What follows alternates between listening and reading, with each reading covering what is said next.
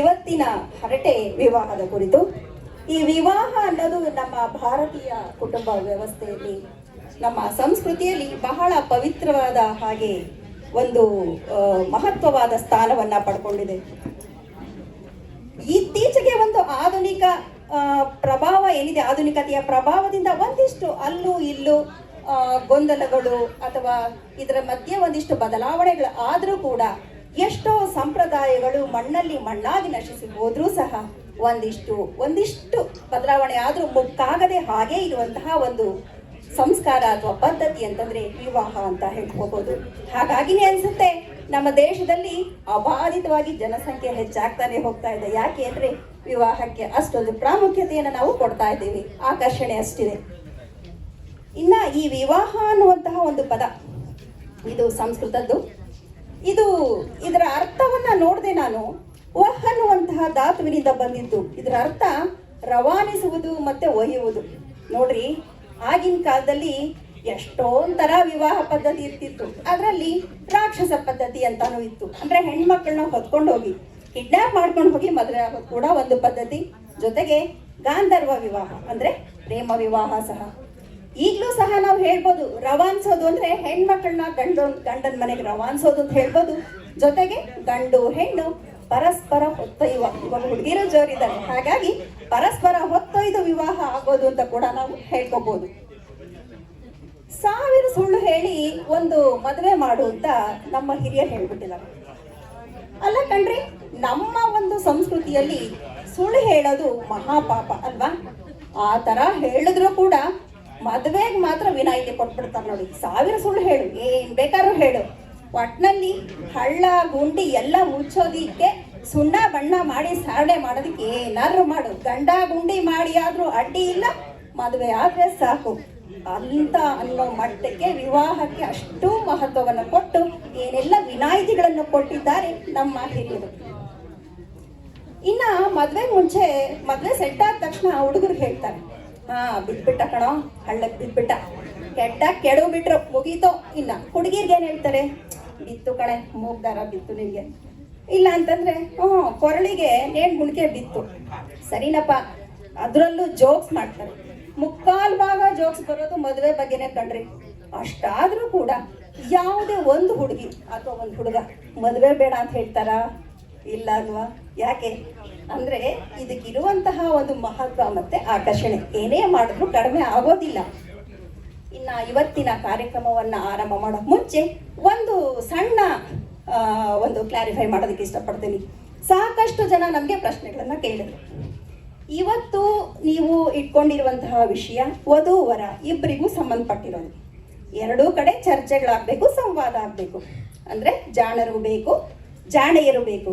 ಯಾಕೆ ಇಲ್ಲಿ ಬರೀ ಜಾಣೆಯರಿದ್ದೀರಾ, ಜಾಣರು ಇಲ್ಲ ಅನ್ನುವಂತ ಒಂದು ಪ್ರಶ್ನೆ ತುಂಬಾ ಜನ ಕೇಳಿದ್ರು. ಈ ಒಂದು ಪ್ರಶ್ನೆಗೆ ಉತ್ತರ ಖಂಡಿತವಾಗ್ಲೂ ಇದರಲ್ಲಿ ನಮ್ದು ಏನೂ ತಪ್ಪಿಲ್ಲಪ್ಪ. ಯಾರ ಅವಕಾಶನೂ ನಾವು ಕಸ್ಕೊಂಡಿಲ್ಲ. ಜಾಣರನ್ನ ಸಾಕಷ್ಟು ಹುಡುಕಾಡಿದ್ವಿ, ಎಲ್ಲ ಕಡೆ ಪ್ರಚಾರನೂ ಮಾಡಿದ್ವಿ. ಯಾಕೋ ಗೊತ್ತಿಲ್ಲ, ಜಾಣರು ಮುಂದೆ ಬರಲಿಲ್ಲ. ಹಾಗಾಗಿ ನಮ್ಮ ಜಾಣೆಯರೇ ಬಂದ್ರು, ಜೊತೆಗೆ ಜಾಣರ ಪಾತ್ರವನ್ನು ನಾವೇ ನಿಭಾಯಿಸ್ತೀವಿ, ಅವರಿಗೂ ನಾವೇ ನ್ಯಾಯ ಕೊಡ್ತೀವಿ ಅಂತ ಬಹಳ ಉತ್ಸಾಹದಿಂದ ಮುಂದೆ ಬಂದ್ರು. ಅವ್ರಿಗೆಲ್ಲ ಅಭಿನಂದನೆಗಳನ್ನು ಹೇಳ್ತಾ ಇವತ್ತಿನ ಕಾರ್ಯಕ್ರಮವನ್ನ ನಾವು ಆರಂಭ ಮಾಡೋಣ. ಇವತ್ತಿನ ಕಾರ್ಯಕ್ರಮದಲ್ಲಿ 2 ಸುತ್ತುಗಳನ್ನ ನಾವು ಅನ್ಕೊಂಡಿದ್ದೀವಿ. ಅಂದು ಇಂದು ಸಂಗಾತಿಯ ಅನ್ವೇಷಣೆ. ಅಂದ್ರೆ ಈಗ 2 ತಲೆಮಾರಿನ ಹಿಂದೆ, ಅಂದ್ರೆ ನಮ್ಮ ಅಜ್ಜ ಅಜ್ಜಿ ಕಾಲದಲ್ಲಿ ಹೇಗಿತ್ತು ಅನ್ವೇಷಣೆ, ಹೇಗಿತ್ತು, ಅಲ್ಲಿ ಏನೆಲ್ಲ ಒಂದು ತರಲೆ ತಾಪತ್ರೆಯ ಇರ್ತಿತ್ತು, ವಿವಾಹ ಹೇಗಿರ್ತಿತ್ತು, ಇದ್ರ ಬಗ್ಗೆ ನಮ್ಮ ಸ್ವರ್ಣಲತಾ ಅವರು ತಮ್ಮ ಅನಿಸಿಕೆಗಳನ್ನ ಹಂಚ್ಕೊಳ್ತಾರೆ. ವೇದಿಕೆಯಲ್ಲಿರುವ ಎಲ್ಲ ಗಣ್ಯರಿಗೂ ಹಾಗೂ ವೇದಿಕೆ ಕೆಳಗಿರುವ ಎಲ್ಲ ಕನ್ನಡ ಪ್ರಿಯರಿಗೂ ನನ್ನ ನಮಸ್ಕಾರಗಳು. ನೋಡಿ ಸುಮಾ ಅವರೇ, ಆ ಕಾಲದಲ್ಲಿ ಮದುವೆ ಅಂದ್ರೆ ಒಂದು ಹಬ್ಬ, ಸಡಗರ, ಸಂಭ್ರಮ. ಎಷ್ಟೆಷ್ಟು ದಿನ, 7 ದಿನ, 8 ದಿನ, 9 ದಿನಗಳ ಕಾಲ ಮದುವೆ ನಡೀತಾ ಇದ್ದಿದ್ದು. ನೆಂಟರು, ಪರಿಚಯದವರು, ಆಪತ್ ಬಾಂಧವರು ಎಲ್ಲ ಇರ್ತಕ್ಕಂಥ, ಒಟ್ಟಿಗೆ ಇರ್ತಕ್ಕಂಥ ಒಂದು ಸಂಭ್ರಮ ನಡೀತಾ ಇದ್ದಿದ್ದು. ಒಂದು ಬಾರಿ ನನ್ನ ಅಜ್ಜನನ್ನ ಈ ವಿಚಾರವಾಗಿ ಕೇಳಿದೆ. ಅದಕ್ಕೆ ಅವ್ರು ಏನ್ ಹೇಳಿದ್ರು ಗೊತ್ತಾ? ಅದನ್ನ ಅವ್ರ ಮಾತಲ್ಲೇ ಹೇಳಿದ್ರೆ ಚೆನ್ನಾಗಿರುತ್ತೆ ಅಲ್ವಾ? ಏನು ತಿಳಿದೇ ಇರೋ ವಯಸ್ಸು, ಹೆಂಡತಿ ಅಂದ್ರೇನು ಅನ್ನೋದೇ ಗೊತ್ತಿಲ್ಲ. ಯಾರೋ ನೋಡಿದ್ರಂತೆ, ನಮ್ಮಪ್ಪ ಹೋಗಿ ನೋಡ್ಕೊಂಬಂದ್ರು. ಅವ್ರ ಒಪ್ಪದ್ಮೇಲೆ ನಮ್ಮನ್ನ ಯಾರು ಕೇಳ್ತಾರೆ? ತುಟಿಕ್ ಪಿಟಿಕ್ ಅಂತೆ ಮದುವೆ ಆಯ್ತು. ಅವ್ರು ಒಪ್ಪಿದ್ರೆ ಆಗೋಯ್ತಲ್ಲ. ಅಪ್ಪನನ್ನ ಕೇಳಬೇಕು ಅನ್ನೋ ಕುತೂಹಲ, ಆಸೆ, ತವಕ. ಆದ್ರೆ ಮಾತು ಮಾತ್ರ ಗಂಟ್ಲಲ್ಲೇ ಸಿಕ್ಕಾಕೊಂಡ್ಬಿಡ್ತಿತ್ತು. ಅವರ ಜೊತೆ ಒಬ್ರು ಶಾಸ್ತ್ರಿಗಳು ಹೋಗಿದ್ರು. ಅವರನ್ನ ಪಟಾಯಿಸಿ ಕೇಳಿದಾಗ ಅವ್ರು ಹೇಳಿದ್ರು, ಲೇ ಅವಳ ಕುಳ್ಳಿ ಕಂಡ್ಲ, ಕಪ್ಪಗೆ ಗುಂಡು ಗುಂಡಗಿದ್ದಾಳೆ, ಅಲ್ಲುಬ್ಬಿ ಬೇರೆ ಅಂತೆಲ್ಲ ಹೇಳ್ಬಿಟ್ರಾ. ಅಯ್ಯಯ್ಯೋ, ಅಜ್ಜಿ ಕಥೆಯಲ್ಲಿ ರಾಜ್ಕುಮಾರಿನೇ ನೆನ್ಸ್ಕೊಂತ ಇದ್ದಿದ್ ನನಗೆ. ಸರಿ ಆಯ್ತು, ಏನ್ ಮಾಡೋದು? ಈಗ ನನಗಂತೂ ಪುಕ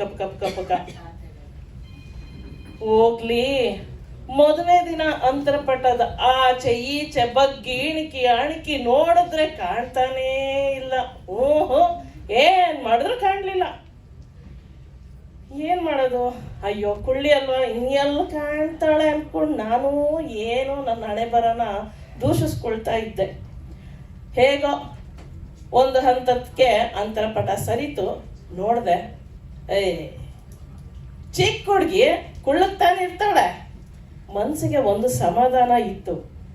ಆಮೇಲೆ ಅವಳಲ್ಲಿ ನಾನಿಲ್ಲಿ. ಎಷ್ಟೋ ವರ್ಷಗಳವರೆಗೂ ಅಮ್ಮ ನನ್ನ ಮನಸ್ಸಿನಲ್ಲಿ ಆಕೆಯ ಬಗ್ಗೆ ಪ್ರೇಮ ಹುಟ್ಟಿಸೋದಕ್ಕೆ ಕಾರಣ ಆದ್ರು. ಆಮೇಲೆ ಮಿಕ್ಕಿ ಶಾಸ್ತ್ರಗಳೆಲ್ಲ ನಡೀತು. ಅಂದೇ ತಿಳಿದಿದ್ದ ನನಗೆ ಆ 7-8 ದಿನಗಳ ಸಂಭ್ರಮ ಸಡಗರ ಹಬ್ಬದ ವಾತಾವರಣ ಬೇರೇನೂ ಅಲ್ಲ, ನಂದೇ ಮದುವೆ ಅಂತ. ಆಗ ನನಗೆ 14, ಅವಳಿಗೆ 8. ಕುಳ್ಳಿ ಅಂದ್ಕೊಂಡಿದ್ದೆ ಅಲ್ವಾ? ಈಗ ನನಗಿಂತ 2 ಇಂಚು ಎತ್ತರ ಇದ್ದಾಳೆ. ಏನ್ ಮಾಡೋದು? ಇದು ನೋಡಿ ಅಜ್ಜನ ಕತೆ. ನಮ್ಮ ಷೋಡಶ ಸಂಸ್ಕಾರಗಳಲ್ಲಿ ನಾಮಕರಣ, ಅನ್ನಪ್ರಾಶನ, ಉಪನಯನ ಇತ್ಯಾದಿಗಳೊಂದಿಗೆ ಮದುವೆ ಸಹ 15ನೇ ಸಂಸ್ಕಾರ. 12 ರಾಶಿ, 27 ನಕ್ಷತ್ರ, 18 ಕೂಟಗಳು, 36 ಗುಣಗಳು, ಜೊತೆಗೆ ಮೂಲ ನಕ್ಷತ್ರ ಇರ್ತಾವಲ್ಲ, ಇವೆಲ್ಲ ಮೂಲ ನಕ್ಷತ್ರ, ಆಶ್ಲೇಷ ನಕ್ಷತ್ರ, ಇವುಗಳನ್ನೆಲ್ಲ ಚೆನ್ನಾಗಿ ಪರಿಶೀಲನೆ ಮಾಡಬೇಕು. ಈ ಮೂಲ ನಕ್ಷತ್ರ, ಆಶ್ಲೇಷ ನಕ್ಷತ್ರಗಳ ಕೆಲವು ಜಾತಕಗಳನ್ನ ತಿದ್ದುಪಡಿ ಮಾಡಿನೂ ಮದುವೆ ಮಾಡ್ಬಿಡ್ತಾ ಇದ್ರು. ಅದ್ರ ಬಗ್ಗೆನೂ ಎಚ್ಚರಿಕೆ ಇಟ್ಕೋಬೇಕಿತ್ತು. ದೂರನವರು ಅಂದ್ರೆ ಮನೆತನ ಹೇಗಿರುತ್ತೋ, ಹುಡುಗಿ ನಮ್ಮನೆಗೆ ಹೊಂದ್ಕೊಳ್ತಾಳೋ ಇಲ್ವೋ, ಅವಾಗೆಲ್ಲ ಒಲೆ ಅಲ್ವಾ, ಒಲೆ ಓದ್ಲಿಕ್ಕೆ ಬರ್ತಾ ಹುಡುಗಿಗೆ ಅನ್ನೋದೇ ಪರೀಕ್ಷೆ ವಿಷಯ ಆಗಿತ್ತು. ಜೊತೆಗೆ ಅಳಿಯನಿಗೆ ಅವ್ರು ಯಾವ ರೀತಿ ಗೌರವ, ಪ್ರೀತಿ, ಆದರಗಳನ್ನ ತೋರಿಸ್ತಾರೆ ಅನ್ನೋದು ಮುಖ್ಯ ಆಗಿತ್ತು. ಈ ವಿಚಾರಗಳ ಬಗ್ಗೆ ಅವರು ತಲೆ ಕೆಡಿಸ್ಕೊಳ್ಳೋದು ಸಾಮಾನ್ಯ. ಆಗಿನ ಕಾಲದಲ್ಲಿ ಮದುವೆ ಆದ್ರೆ ಮುಗೀತು, ಜೀವನ ಪೂರ್ತ ಅಲ್ಲೇ. ಹುಡುಗ ಪುಣ್ಯವಂತನೋ ಪಾಪಿನೋ ಅನ್ನೋದು ಅಲ್ಲೇ ತಿಳಿದೋಗ್ತಾ ಇತ್ತು. ಆದ್ರೆ ಪಾಲಿಗೆ ಬಂದದ್ದು ಪಂಚಾಮೃತ ಅಲ್ವೇ?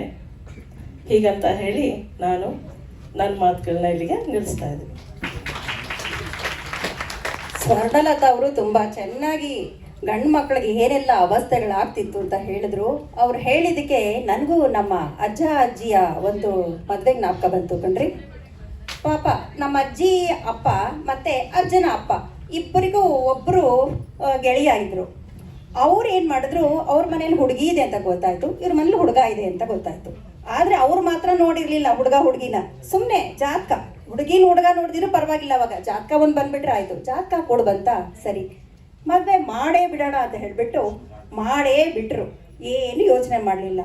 ಇಲ್ಲಿ ಮದುವೆ ಆದ ಮೇಲೇ ಹುಡುಗ ಹುಡುಗಿ ಪಾಪ ನೆಮ್ಮದಿಯಾಗಿ ಮನೆಗೆ ಹೋದ್ಮೇಲೆ ತಾನೇ ಒಬ್ರನ್ನೊಬ್ರು ನೋಡ್ಕೊಳ್ಳೋದು. ನೋಡಿದ್ರೆ ಪಾಪ ನಮ್ಮ ಅಜ್ಜಿ ತೆಳ್ಳಿಗೆ ಬೆಳ್ಳಿಗೆ ಉದ್ದಕ್ಕಿದ್ರೆ, ನಮ್ಮ ಅಜ್ಜ ಕುಳ್ಳಿಗೆ ದಪ್ಪಗೆ ಕಪ್ಪಗಿದ್ರು. ಈಡು ಜೋಡು ಅನ್ನೋದು ಗಾಡಿ ಕಟ್ಕೊಂಡು ಓಡು ಅನ್ನೋ ಥರ ಆಗ್ಬಿಡ್ತು ಇಲ್ಲಿ. ಹಾಗೆ ಆಗಿನ ಕಾಲದಲ್ಲಿ ಪರಸ್ಪರ ನೋಡದೇ ಇರೋದ್ರಿಂದ ಇಂಥ ಎಲ್ಲ ಅವಾಂತರಗಳು ಸಾಕಷ್ಟು ಆಗ್ತಾ ಇತ್ತು.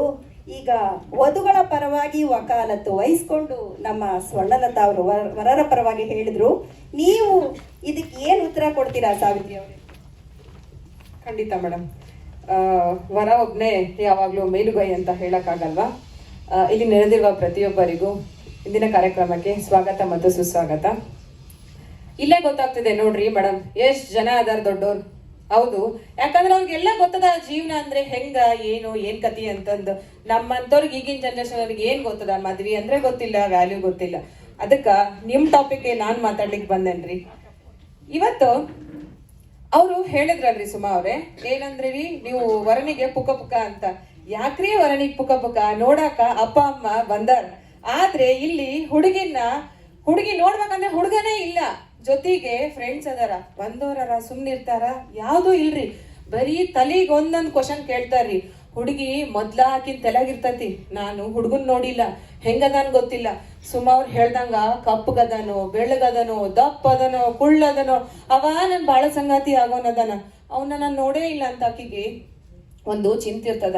ಅದ್ರಾಗ ಮತ್ತ ಹುಡುಗಿನ ಫ್ಯಾಮಿಲಿಗೂ ಒಂದಷ್ಟು ಒಳಗ ಪುಕ ಪುಕ ಆಗತ್ತದ. ಯಾಕ ಅವ್ರು ಏನೆಲ್ಲಾ ಡಿಮ್ಯಾಂಡ್ ರೀ ಆಗಿದ್ದವ್ರು. ಹೌದಾ? ಮೊದಲನೇದಾಗಿ ಹೇಳ್ತೀನಿ ಕೇಳ್ರಿ, ಅವರು ನಂಗ ಮದ್ವಿ ಅಲ್ಲೇ ಮಾಡ್ಕೊಡ್ಬೇಕಂತ ಕೇಳೋರು, ಇಲ್ಲ ಮದ್ವಿ ಮಾಡ್ಕೊಡ್ಬೇಕಂತ ಕೇಳೋರು. ಆಮೇಲೆ ಮದ್ವ್ಯಾಗ ಡಿಮ್ಯಾಂಡ್ಗಳು ಜಾಸ್ತಿ. ಹುಡುಗಿನ ಕುಂದರ್ಸಿರ್ತಾರಲ್ಲ, ಸುಮ್ನೆ ಅಷ್ಟೇ ನೋಡಂಗಿಲ್ರಿ ಅವರು. ಎದ್ದಳವ, ಎದ್ದು ಸ್ವಲ್ಪ ಎಡದಿಂದ ಬಲಕ್ಕ, ಬಲದಿಂದ ಎಡಕ್ ನಡಿಯವ ಅಂತ ಹೇಳ್ತಾರ. ಆಗಿನ ಕಾಲದಲ್ಲಿ ಏನು ಹರಿಹರದ ವಯಸ್ಸಲ್ಲಿ ಮದ್ವೆ ಆಗೋದು, 8-10 ವರ್ಷದಾಗ ಮದ್ವೆ ಹಾಕಿತ್ತು. ಆಕಿಗೆ ಏನ್ ಸೀರೆ ಅಭ್ಯಾಸ ಆಗಿತ್ತಂತೀರಿ? ಸೀರೆ ಉಟ್ಕೊಂಡು ನಡಿಬೇಕಾರ ಒಂದೇ ಬಾಕಿ ಹಾಕಿ ಬಿಡೋದು, ಅಷ್ಟೇ ಬಾಕಿ ನೋಡ್ರಿ. ಬಿಡೋದಿದ್ಲ, ಏನು ಮಾಡಾಕ ಸಣ್ಣ ಹುಡುಗಿಯಲ್ಲ ಬಿಡ್ತಾರ ಬಿಡ್ರಿ ಅಂತ ಮತ್ ಹುಡುಗಿನ ಕಡೆ ಹೇಳೋರು. ಸಿಕ್ಕುದ್ರ ಸರ್ ಅಕ್ಕಿನ್ನ. ಅದಾತ ಓದೋದು, ಅಪ್ಪ ಅಮ್ಮ ಓದಕ್ ಹೋಗ್ತಿರ್ಲಿಲ್ಲ. ಹುಡುಗನ್ ಕಡೆಯವ್ರು ಎಲ್ಲಿ ಸುಮ್ಮಿರ್ತಿದ್ರು, ಏನವ್ವ ಏನಾರ ಒಂದ್ ಬುಕ್ ತಗೊಂಡ್ ಓದು ಅನ್ನೋರು. ಯಾಕೆ ಹೇಳ್ರಿ? ಅವ್ರ ಮಕ್ಕಳನ್ನ ಓದಿಸ್ಬೇಕಂತ. ಸೊಸಿ ಓದಿರೋದ್ ಬೇಡ, ಎಷ್ಟ್ ಓದಾಳ ಅಷ್ಟೇ ಸಾಕು, ಅದ್ರಾಗ ಎಷ್ಟ್ ಕಲ್ತಾಳ ಅಂತ ನೋಡ್ಬೇಕಾಗಿತ್ತು. ಮತ್ತ ಮೂರನೇದಾಗಿ ಆಕಿಗ ಮತ ಕೇಳೋರು.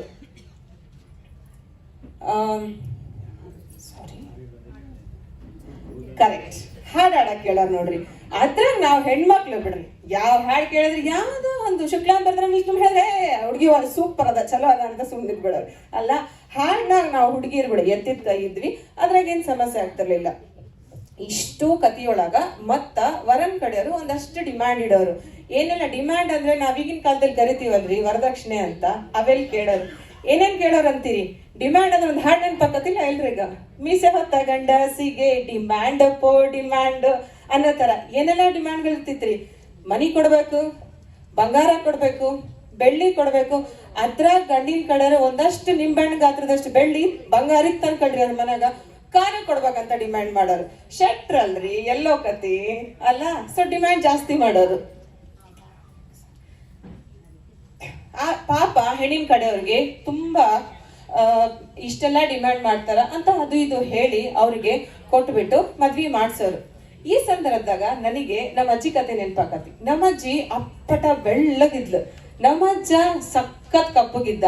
ಅವರಿಬ್ರು ಒಬ್ಬರೊಬ್ರು ನೋಡ್ಕೊಂಡಿರ್ಲಿಲ್ಲ, ಆದ್ರೂ ಅವ್ರ ಜೀವನ ತುಂಬಾ ಚೆನ್ನಾಗಿರ್ತಿತ್ತು. ಅದೇ ತರ ಅಳಿಯನಿಗೂ ಅತ್ತೆ ಮನೆಯಲ್ಲಿ ಎಷ್ಟು ಗೌರವ ಇರ್ತಿತ್ತು. ಮಾವನು ಬಂದರು ಮಾವನ ಮನೆಗೆ ರಾತ್ರಿಯಾಗಿತ್ತು, ಎಷ್ಟೆಲ್ಲ ಗೌರವ ಇತ್ತಲ್ರಿ ಆಗಿನ ಕಾಲದಾಗ. ಅಲ್ಲ, ಆಗಿನ ಜೀವನನೇ ಅದ್ಭುತ ರೀ. ಅದಕ್ಕೆ ಹೇಳೋದು, ಮನಿಗೆ ಅಜ್ಜ ಅಜ್ಜಿ ಅತ್ತಿ ಮಾವ ಅಪ್ಪ ಅಮ್ಮ ಮಕ್ಳು ಮರಿ ಇರಂತ ತುಂಬದ ಕುಟುಂಬನಲ್ಲೇ ಇರ್ಬೇಕು ಅಂತ ಇಷ್ಟ ಹೇಳಿ ನನ್ನೊಂದೆರಡು ಮಾತು ಮುಗಿಸ್ತಾ ಇದ್ದೀನಿ. Thank you. ಬಹಳ ಚೆನ್ನಾಗಿ ಹೆಣ್ಮಕ್ಳ ಅವಸ್ಥೆ ಹೇಳಿದ್ರಿ ಸಾವಿತ್ರಿ ಅವರೇ.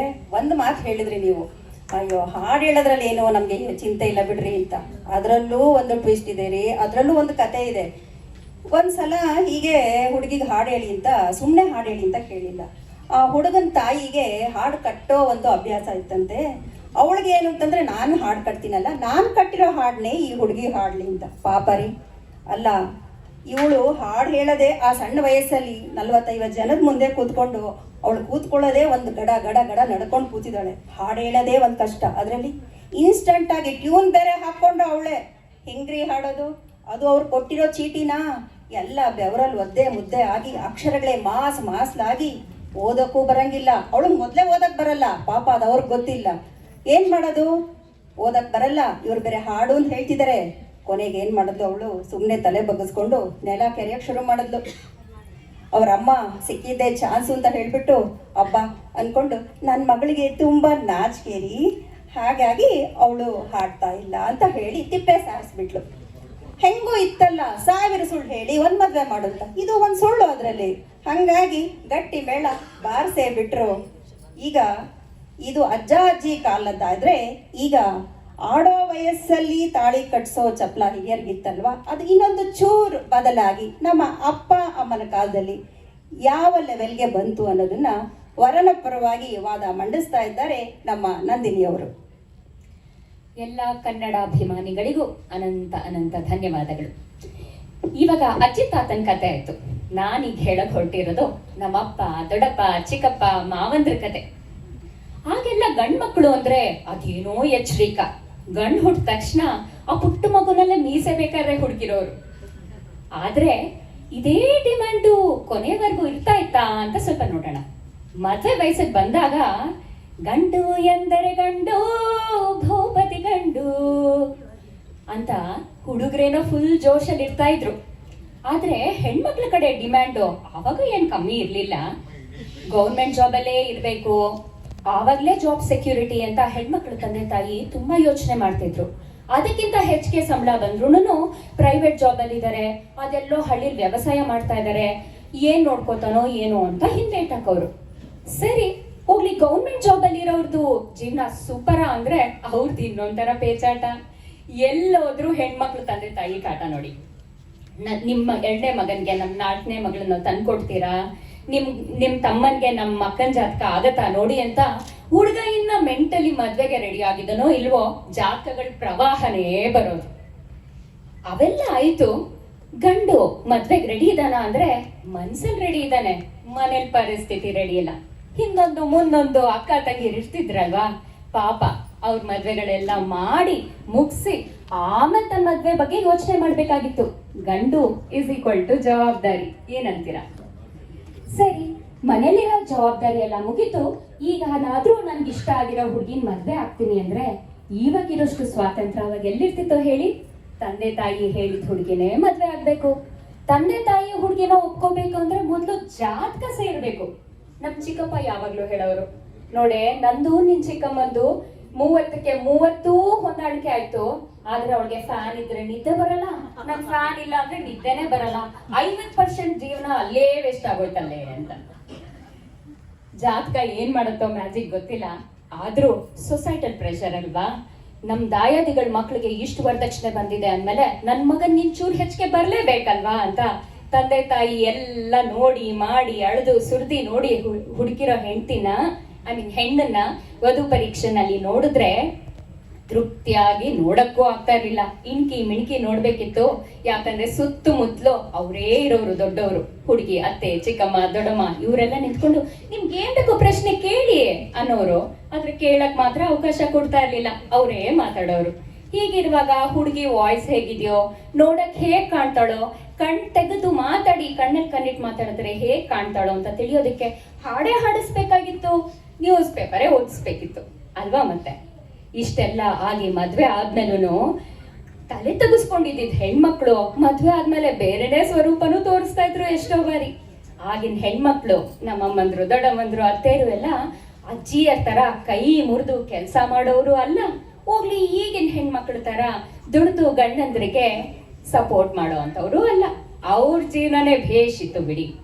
ಎಲ್ಲ ಜವಾಬ್ದಾರಿಯನ್ನ ಗಂಡ್ಮಕ್ಳು ತಮ್ಮ ಹೆಗಲ ಮೇಲೆ ಹಾಕೊಂಡು ಅಕ್ಕ ತಂಗಿಯರ್ನ ನೋಡ್ಕೊಂಡು ಮನೆಗ್ ಬಂದ್ಮೇಲೆ ಉಶ್ ಅಂತ ಸಾಲ ಹೆಂಗಪ್ಪ ತೀರ್ಸೋದು ಅಂತ ತಲೆ ಮೇಲೆ ಕೈ ಇಟ್ಕೊಂಡು ಕೂತಾಗ ನಿಮ್ಮಮ್ಮ ಹಂಗ್ ಮಾಡಿದ್ಲು ರೀ ಅಂತ ಹೆಂಡತಿ ಬಂದ್ ಹೇಳೋ ಕಂಪ್ಲೇಂಟು, ನಿನ್ ಹೆಂಡತಿ ಹಿಂಗ್ ಮಾಡಿದ್ಲು ಕಣೋ ಅಂತ ಅಮ್ಮ ಹೇಳೋ ಕಂಪ್ಲೇಂಟು. ಇವೆರಡರ ಮಧ್ಯೆ ತುತ್ತ ಮುತ್ತ ಆಗಿ ಬೇಸತ್ ಹೋದಂತ ನಮ್ಮ ಅಪ್ಪಂದ್ರಿಗೆಲ್ಲ ಒಂದು ಶಬಾಷ್ ನಮಸ್ಕಾರ ಹೇಳ್ತಾ, ಯಾವ್ದೇನೇ ಇರ್ಲಿ ಇಷ್ಟು ಹುಸಿಕೋಪದ ಜವಾಬ್ದಾರಿಯುತ ನಡಿಗೆಯೊಂದಿಗೆ ನಮ್ಮನ್ನ ಬೆಚ್ಚನೆ ಎಸಿದ್ದ ತಂದೆಯರ ಮಧ್ಯ, ನಮ್ಗೆ ಪ್ರೀತಿಯಿಂದ ಅಕ್ಕರೆ ತೋರಿಸಿ ಬೆಳೆಸಿದ ತಾಯಿಯರ ಮಧ್ಯ, ಅಜ್ಜಿ ಅಜ್ಜ ಚಿಕ್ಕಪ್ಪ ಅವ್ರ ಮಕ್ಕಳ ಮಧ್ಯ ನಾವು ಒಳ್ಳೆ ಸಂಸ್ಕಾರ ಕಲ್ತ್ಕೊಂಡು ಚೆನ್ನಾಗಿ ಬೆಳೆದು ಬಾಳಿದ್ವಿ. ಅದಕ್ಕೊಂದು ಪುಟ್ಟ ನೆನಪಿನ ಮುಖಾಂತರ ನನ್ನ ಮಾತಿನ ಮಂಡನೆಯನ್ನು ಮುಗಿಸ್ತೇನೆ. ಬಹಳ ಚೆನ್ನಾಗಿ ಹೇಳಿದ್ರಿ ನಂದಿನಿ ಅವರೇ. ನೀವೊಂದು ಮಾತು ಹೇಳಿದ್ರಿ, ಆಗಿನ ಕಾಲದಲ್ಲಿ ಹುಡುಗರ ಅವಸ್ಥೆ ಬೇಡ, ಎಲ್ಲಾದ್ರೂ ಒಬ್ಬ ಹುಡುಗ ಇದ್ದಾನೆ ಅಂತಂದ್ರೆ ಎಷ್ಟು ಜನ ಮುತ್ತಿಗೆ ಹಾಕ್ತಿದ್ರು ಅಂತ ಅಲ್ವಾ? ಯುದ್ಧಕ್ಕೆ ಮುತ್ತಿಗೆ ಹಾಕ್ದಂಗೆ ಅವನಿಗೆ ಮುತ್ತಿಗೆ ಹಾಕ್ತಿದ್ರು, ನನಗೆ ಬೇಕು ಅಂತ. ಈ ವಿಷಯ ಬಂದಾಗ ಒಂದು ನಾನು ನೆನಪು ಮಾಡ್ಕೊಡಕ್ಕೆ ಇಷ್ಟಪಡ್ತೀನಿ. ನಮ್ಮ ಎಲ್ಲ ಪ್ರೇಕ್ಷಕರು ಹಿರಿಯರು ತುಂಬಾ ಜನ ಇದ್ದಾರೆ. ಹಳೆ ಕನ್ನಡ ಸಿನಿಮಾದಲ್ಲಿರಬಹುದು ಅಥವಾ ಕಾದಂಬರಿಗಳಲ್ಲಿರಬಹುದು, ಒಂದು ಪಾತ್ರ ಹಾಸ್ಯಮಯವಾದಂತಹ ಪಾತ್ರ ಪಿ ಅಂದ್ರೆ ಅದು ಶಾರ್ಟ್ ಫಾರ್ಮ್ ಕನ್ಯಾ ಪಿತೃ, ಅದೊಂದು ಇದ್ದೇ ಇರ್ತಿತ್ತು. ಬಹುಶಃ ನೀವೆಲ್ಲ ನೋಡಿದ್ದೀರ ಅಲ್ವಾ? ಈ ಕನ್ಯಾ ಪಿತೃಗಳ ಕೈಗೆ ರೋಡಲ್ಲಿ ಓಡಾಡುವಾಗ ಆಗ್ಲಿ ಇನ್ನೆಲ್ಲಾದ್ರೂ ಇರುವಾಗ ಆಗ್ಲಿ ಹುಡುಗ ಸಿಗಾಕೊಂಡ ಅಂತಂದ್ರೆ ಬೇಡ ಅವನ ಅವಸ್ಥೆ. ಅವಾಗೆಲ್ಲ ಹೇಳ್ತಿದ್ರು LIC ಏಜೆಂಟ್ಗಳ ಕೈಗೆ ಅಥವಾ ಈ ಕಾಪಿ ಕೈಗೆ ಸಿಗಾಕೊಂಡ್ಬಿಟ್ರೆ ನಮ್ಮ ಅವಸ್ಥೆ ಬೇಡ ಅಂತ ಹೇಳ್ಬಿಟ್ಟು ಎಷ್ಟೋ ಜನ ತಲೆ ಮರೆಸ್ಕೊಂಡು ಓಡಾಡ್ತಿದ್ರಂತೆ. ಪಾಪ ಎಂತ ಅವಸ್ಥೆ ನಮ್ಮ ಹುಡುಗರಿಗೆ ಅಲ್ವಾ? ಹೀಗೆ ಒಂದ್ಸಲ ನಮ್ಮ ಸೋದರತ್ತೆಗೆ ಹುಡುಗ ನೋಡಕ್ ಬಂದ. ಆಗಿನ ಕಾಲದಲ್ಲಿ ಪಾಪ ಹೆಣ್ಮಕ್ಳಿಗೆ ಹುಡುಗನ ಹೆಸರು ಕೂಡ ಗೊತ್ತಿರ್ಲಿಲ್ವಲ್ಲ. ಹಾಗಾಗಿ ನಮ್ಮ ಅತ್ತೆ ಹಾಡು ಹೇಳಿ ಅಂದ ತಕ್ಷಣ ಹೇಳಿದ್ರು, ರಾರ ನಂದ ಗೋಪಾಲ ಅಂತ ಹೇಳಿದ್ರಂತೆ ಹಾಡು. ಈ ರಾರ ಅಂತಂದ್ರೆ ನಾಗವಲಿಯ ರಾರ ಅಲ್ಲ, ಹೆದರ್ಕೋಬೇಡಿ. ಅವಳು ಪಾಪ ರಾರ ನಂದಗೋಪಾಲ ಅಂತ ದೇವರನ್ನ ಸ್ಮರಿಸಿದ್ರು. ಆದ್ರೆ ನೋಡಕ್ ಬಂದಿರೋ ಹುಡುಗನ ಹೆಸರು ನಂದಗೋಪಾಲ. ಪಾಪ ಎಷ್ಟು ಫಜೀತಿ ಆಗಿರ್ಬೇಕು ಆ ಹುಡುಗರಿಗೆ ಅಲ್ವಾ? ಈ ರೀತಿ ಹಾಡು ಹೇಳ್ಬಿಟ್ರೆ ಹುಡುಗಿ ಏನಪ್ಪ ಇನ್ನು ಮದುವೆನೇ ಆಗಿಲ್ಲ ಈ ರೀತಿ ಎಲ್ಲ ಹೇಳ್ಬಿಟ್ಲು ಅಂತಂದ್ರೆ ಆ ಸುತ್ತಮುತ್ತ ಇರೋರು ಆ ಹುಡುಗನ್ನ ಹುರಿದು ಮುಕ್ಬಿಡಲ್ವೇನ್ರಿ ಅಲ್ವಾ?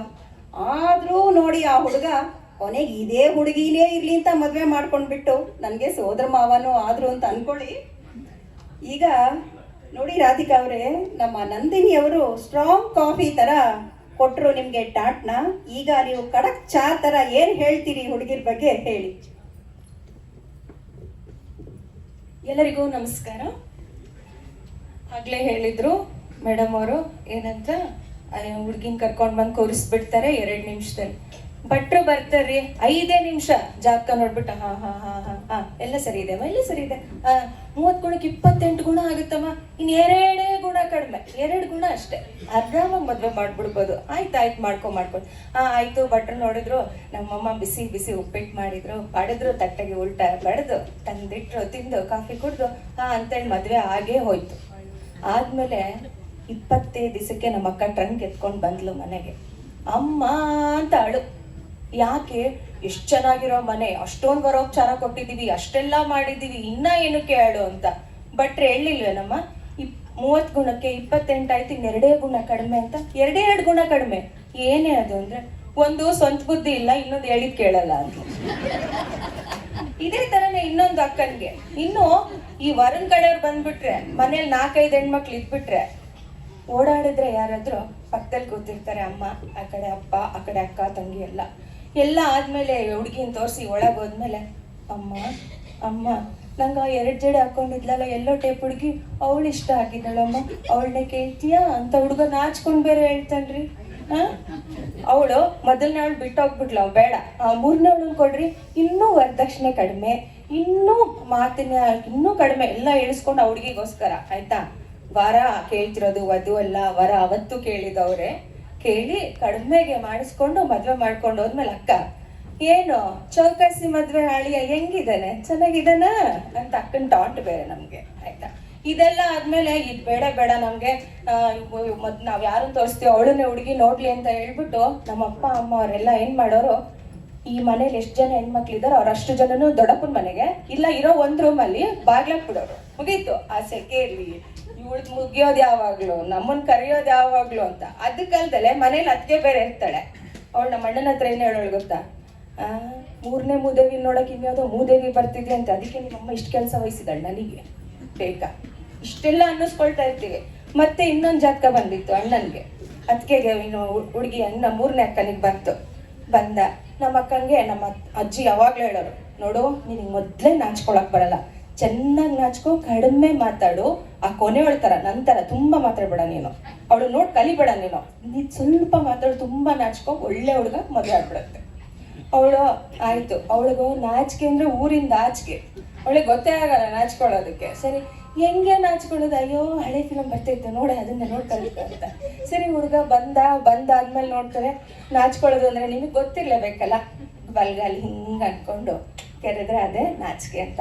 ಹುಡುಗ ನೋಡ್ದ, ಗುಂಡಿ ಹಿಂಗ್ ತಿಳ್ಕೊಳ್ತಾ, ಓಹೋ ಈ ಕೆರಿತಾ ಇರುವ ಗುಂಡಿಯಲ್ಲಿ ಬೀಳುವ ಗುಂಡ ನೀನೇ, ನಾನೇ ನಿನ್ನ ಗಂಡು ಆಗುವವಳು ಅಂತ ಹೇಳಿ ನಮ್ಮಕ್ಕ ಆರಾಮಾಗಿ ಅವನನ್ನ ಮದುವಾಗಿ ಗಂಡ ಗುಂಡಿಯಾಗಿ ಆರಾಮಾಗಿ ನಡೀತಾ ಇತ್ತು. ಆದ್ರೆ ಅವನಿಗೆ ಕುಜದೋಷ ಇದೆ ಅಂತ ಹೇಳಿದ್ರು ಭಟ್ರು.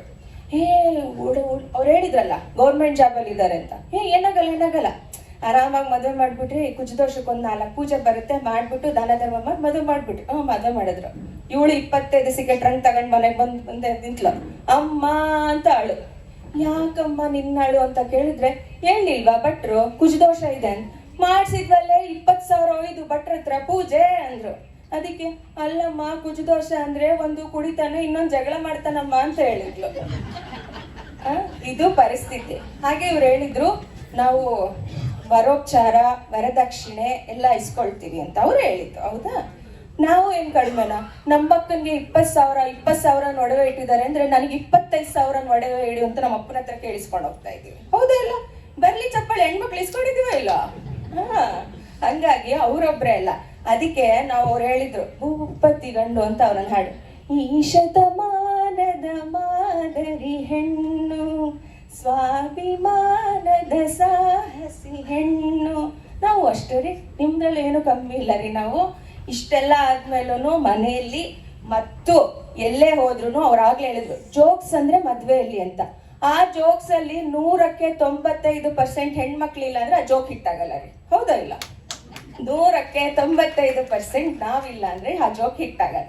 ಅವರೆಲ್ಲ ಕಳ್ಳರು, ಅವ್ರಿಗೆ ಇಲ್ಲಿರ್ಬೇಕು ಅಂತ ಆಸೆ, ಅಲ್ಲಿ ಪಾಪ ಅಲ್ಲಿ ಕುಂದ್ರಿಸ್ಬಿಟ್ಟಿದಾರಲ್ಲ ಅಂತ ಕುತ್ಕೊಂಡಿದ್ದಾರೆ ಅಷ್ಟೇ. ಅವ್ರಿಗೆಲ್ಲ ಇಲ್ಲಿರ್ಬೇಕು ಅಂತ ಆಸೆ, ಇಲ್ಲಿಗೆ ಚಪ್ಪಾಳೆ ಹೊಡಿಬೇಕು ಅಂತ ಆಸೆ. ಏನ್ ಮಾಡೋದು, ಸುಮಾ ಮೇಡಮ್ ಅಲ್ಲಿ ಕೂರಿಸ್ಬಿಟ್ಟಿದಾರಲ್ಲ ಅಂತ ನೋವಿಗೆ ಅಲ್ಲಿ ಕುತ್ಕೊಂಡಿದ್ದಾರೆ ಅಷ್ಟೇ. ಆದ್ರೆ ಯಾವತ್ತಿಗೂ ವಧುವಿನವರೇ ಅವರೇ ಹೇಳಿದ್ರು ಕಾಪಿ ಬಂದ್ಬಿಟ್ರೆ ಸಿಕ್ಬಿಟ್ರೆ ಓಡೋಗ್ಬಿಡ್ತಾರೆ ಅಂತ.